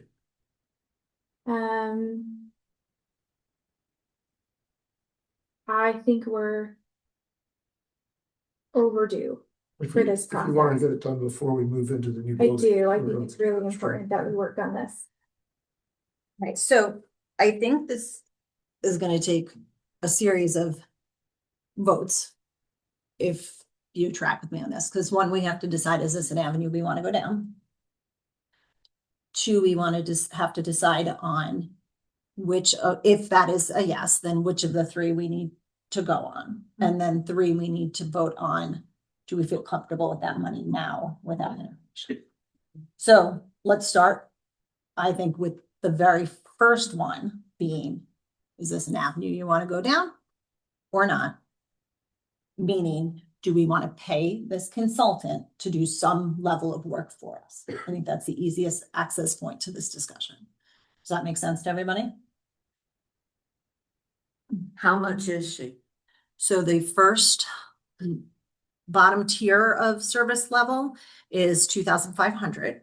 Okay. And that would be for 6 hours of individual discovery, 5 hours of bespoke retreat curriculum, 5 hours delivery of half-day intensive workshop, and then 2 hours post-retreat action map. So what that is no written documents.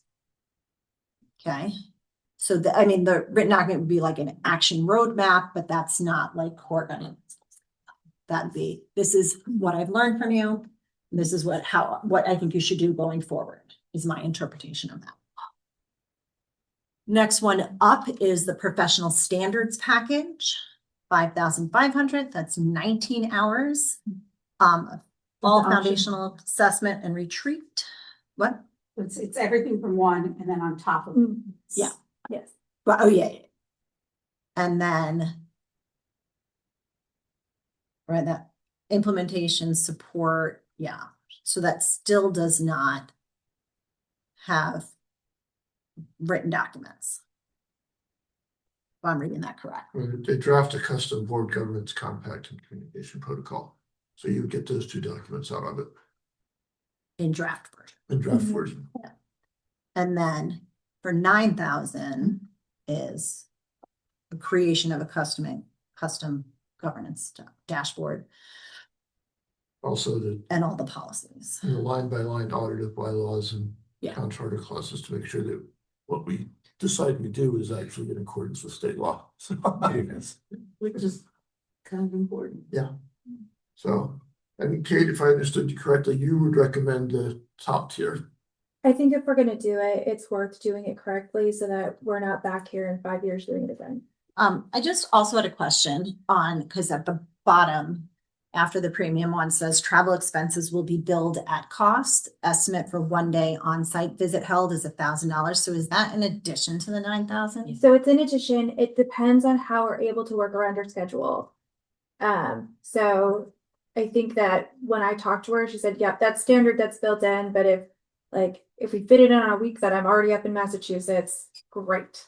And so I think she's really flexible and willing to work with us. I think it's billed separately, so that's something we negotiate. Where is she coming from? I think she lives in Connecticut now, I believe. Yeah, So, And where's the money coming from? so Well, trust that's- fund. so Can I just ask another Yes, question? go right Because ahead. I'm not sure about. If the money doesn't materialize and we do this, does the trustees become responsible for paying for that? we're not doing this unless we vote on the funding. Okay. Yeah. So I think, I mean, the very first question is, do we want to do some sort of version or not? Because if it's a no, then the conversation ends there and we delve into the weeds of funding. So I think let's have that discussion and vote first. And then we'll take the next step until we see how far So we get. So I'll move that, yes, I think we need to hire Maura to do training for the board of trustees. Can I have a second on that to open up discussion? A second. Janine. Okay, so let's have a discussion. Does anyone feel like they want to add something to that? Well, Have any questions or? I've been Go ahead, on, Kate. how long we've been on the board? Long time. Probably 15 years, something like that. Was it that long? It's been Yeah, quite a while. so, well, It's been a while, and it seems like I keep learning things I should know that I never learned, and I have the handbook and I read through, I took a class online. I just feel like we don't have the tools by ourselves to come up with these requirements because we don't know what they are. And for me, this would be a gift to future trustees. We've sort of muddled along and we've been fine. I don't think we've, created any great difficulties, but I think we could be better at what we're doing, and we could have hard copy, written guidelines that anybody can use next year, 5 years, 10 years on. And I think it's very important. And And those documents would protect the library and the trustees. A different perspective on this though is thinking about the top tier, which you seem to feel positively about. Is there a likelihood that we're going to be engaging attorneys at any point within the next year or so?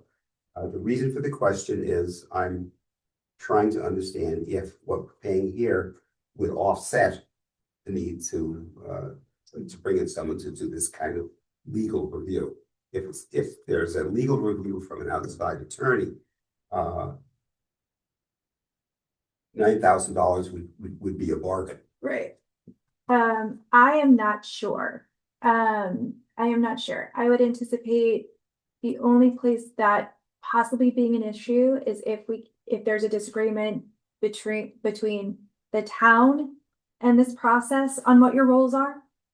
In when we're defining it. And I think at that point, it would probably go to town council for clarity because they are kind of the experts on town charter. So I don't anticipate that being something that we would need to do since all of the rules in terms of the law that are very specific to you all that's why we're hiring the consultant who knows those like the back of her hand. I mean, I think we can certainly check to see if that's something that we would need, but I think because we have that like, Well, I wouldn't want to add to an already okay, existing workload, but I think that if your gut feeling is that this would not be offset by, it would be nice if it were off, if an investment here would Avoid that. yes, would free up the need for that sort of thing. But if that value is there, then let's not worry about it. I don't. I'm just trying to come up with a better way to calibrate what's going It's a on. good question. I think maybe the scenario you're more worried about is some situation independent of this where the library got into legal trouble. Oh, Somebody did a book challenge and then said, well, those trustees weren't properly appointed, or, I'm making this up because I don't know. And that wound up going to court, and then the town council would have to defend us in court. And if we had these documents in hand, it would be a It lot might make easier. it easier. But, And I can prove, still need an attorney, and. if that were to happen, Still need the we would legal. still need it. And the only time I can think of we've consulted an attorney was just in connection for with the contracting for the renovation in the past decade or so. interesting. That's Because we like, had to figure out who signed documents. yeah, and and I know I've been to open meeting courses with the town council, but that's not so my gut feel is that we're probably not gonna need that we're probably not get an offset with that in the next file, but you never know. Yeah. But And we when- would fall under the town council. for anything. Somebody could sue us over using the word diversity in our policies. I mean, that's. So I will say, like, as director of the library here, I have been sued. And town council is appointed to me for that, so, Here. yes. I know that. Oh, okay. Yes. And when Carolyn Spring, who was an attorney, was on the board, she sort of offered some professional advice at times, like when there was a flood in the stacks on a Sunday and the books were wrecked and the rug was wrecked and So, things like that, but she offered some helpful advice, let's say, that was professionally correct. We don't have that luxury at this time. Who is the town council? KP Law. Hmm? KP KP. Law is the group that they use. It's But never we just don't one have person. one No. person in town. There's one person from KP that they rely on for most things. They'll reach beyond that when they need to, but when there's specific law, like cases, you get assigned a different, like a whole different. Okay, team. that's the way There it's been is, for a there is while. one person there that knows our town charter very, very well. Oh. So if it's like Alright. comes up as a charter question, they usually go to him. That's good to know. I'm totally blanking on his name. Yeah. I've met him, I've talked to him. He's always at town meeting. Yep. Yep. Okay. Anything else? Anything else anyone wants to add? I just want to echo what Julie said earlier about protecting the board, the trustees in the future should tides change. So then, since we have a motion to engage with Maura for this work in some capacity, in a second, I'll take a vote. All in favor? Who seconded that? Mike. I did. Oh, Jeannie, sorry, Mike did. Did you? Mike? Mike did. I'm sorry. I was like, I recognize Mike, so let's Okay. just to be clear, Differentiate. yeah, all in favor, She's a total. so. The next. suggest you start with the highest cost and work down like you do a town meeting. No. Sure. Well, lots of practice with That's a that great this idea. weekend. Okay, so at 9, well, it's at least 10,000 plus. Cause there'll be a travel day. And then there's some printing, so I just wanna make sure everyone's under that, but there's some additional costs. So I would imagine with travel And I can't imagine $1,000 worth of printing, but I would say 12,000, Not to exceed. not to exceed $12,000. Is the top tier. Say that again. Yeah, I will move that the He'll say it. committee approve Premium. payment of the premium option at a cost not to exceed, total cost not to exceed $9,000. $12,000. I'm sorry, yes, correct. $12,000. That's what I meant to say. Gotcha, Karen. So it's not to exceed $12,000 for the premium package. That's correct. Mhm. Can I have a second on that motion? I'll second. Okay, and we'll open it up for discussion. Okay. Actually, do we want to actually approve the money now, or do you want to wait until we have? No, this is not approving money. This is approving that if we went forward If with, we went if we forward. funded it, this is the level of, we want to do Okay. that. Oh, So let me This do is- my, because, yeah. Go ahead, yep. I move that the trustees choose the premium option if they decide that the funding is appropriate for up to $12,000. Yeah, you go. Say it again. Choose the premium option If the funding is available, is available for up to. $12,000. Got it. So then I I'll will, second it. great. And then I'll open it up for discussion. How are you all feeling about what is included in this package? I think it's useful. I think it's what we need to do. Let's not mess around. I think after. I'm thinking of the number of occasions where the library seems to not be recognized as more than a stepchild sometimes. This would give our board and our library the foundation that we need to say, this is who we are. It's in, this is what it says in the charter. This is what we say in our regulations. We are the library. We are protecting a community space in our town, and we're protecting the intellectual, creative, community needs of this community, of this town. And here it is. We've got it. So I feel that this is the appropriate level. And I know it's a lot of money, but if we had been doing over the years, building this up, it would probably cost a lot more bit by bit, and B, we wouldn't have to do it now.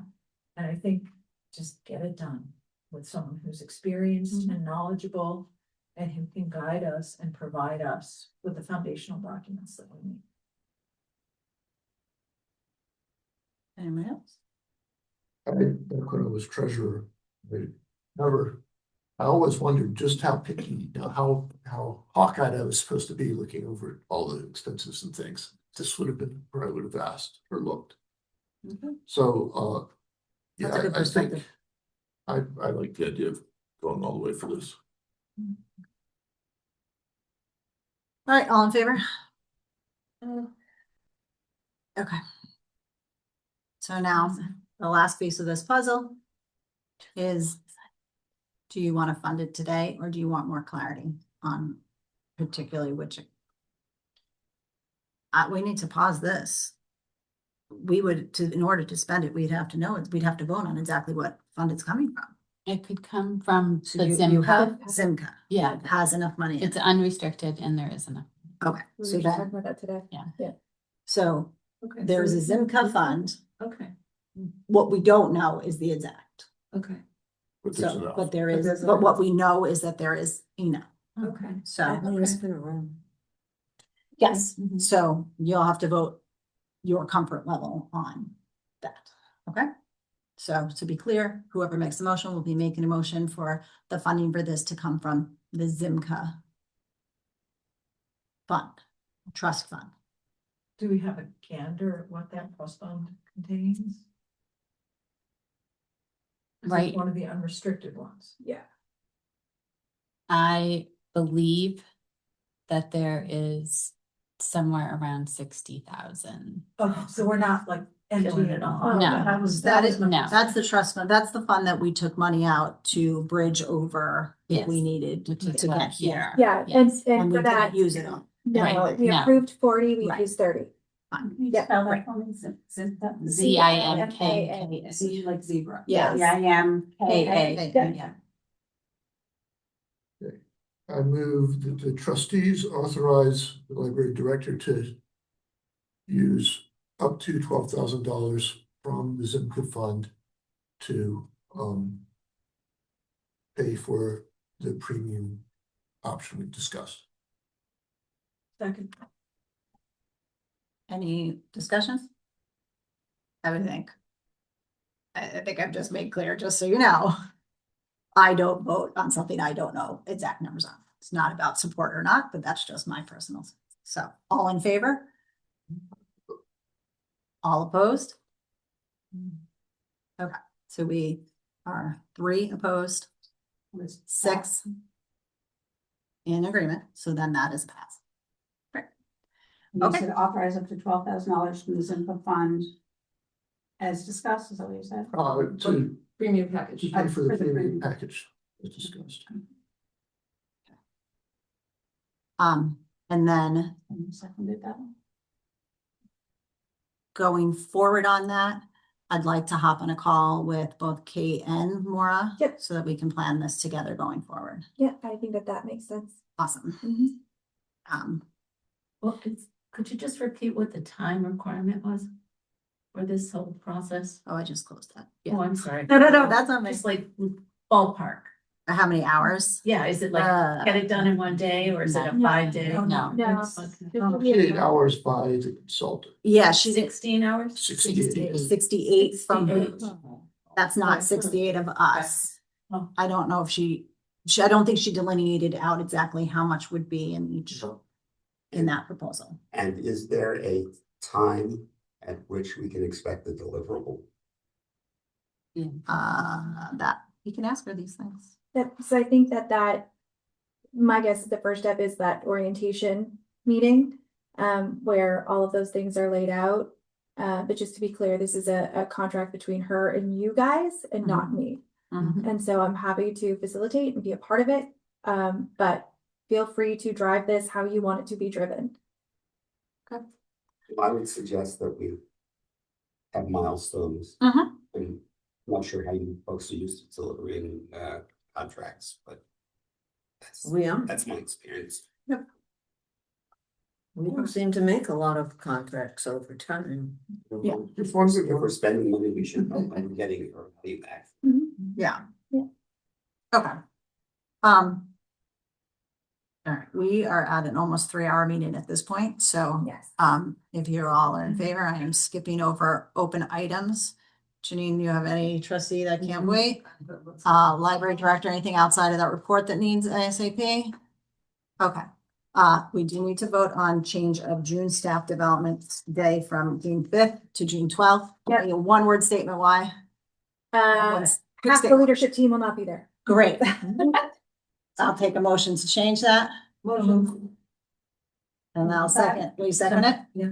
Okay. All in favor? Thank you. Treasurer's report. That was 8 words. So yeah, no surprises here. Through February. Anything you're concerned about? No, we're Right. going into Q4. Yeah, And so we every year have a Q4 meeting, Yeah. see where we are, see what we need to move around. Alright. And we never leave any money on the table. okay, great. And we don't pay for this building, so well, I think that's gonna jump out at us, yeah. All right, I'll take a motion to accept treasurer's report as presented. Mary, seconded by Julia. All in favor? Okay, that brings us to secretary's report. Minutes. These are the meeting minutes from the February meeting. They looked great to me. I didn't see anything that needs to be changed. Does anyone have any comments? Then I'll take a motion to accept this. Will we accept the minutes? Second. Mary will second it. All in favor? Thank you. Abstain. Oh, yeah, Ed's I abstaining. wasn't there. Well. Okay, I'm skipping the Friends and Foundation update. Our next, okay, so our next meeting is scheduled, actually, I would like to. Yeah, and I would like to see if we can push that to the 29th. Does anyone have any objection to pushing that 1 week? We have 5 weeks in April as well as we'd still then have a full 4 weeks in May. So we're gonna do So. to move from April 22nd to April 29th. Oh, that would be perfect for me. Yeah. I believe I will be, Oh, yeah, because it's February vacation. Yeah, it's April vacation. I think I'm on the Cape, but I can assume that. So what is the date? I'd like to move it to April 29th. Wednesday, 29th. Works for me. Yeah. Is, And for agenda purposes, Mhm. hybrid. Yeah, hybrid, that's gonna be in Zoom. Yeah, that'd be great. Okay, so then I'll take a motion to change that meeting. Have someone second that? I'll second. Excellent. All in favor? Thanks. Okay. If anybody has any agenda items for next month, just email it. At 9:58, our longest meeting ever. Are you ready I'll- to adjourn? Yes, I I'm am. ready to adjourn. So. Thank you. All in favor? And who was second? I recognize Thank Dot, so you. she can vote on That's anything. so sad. Yeah. Sorry.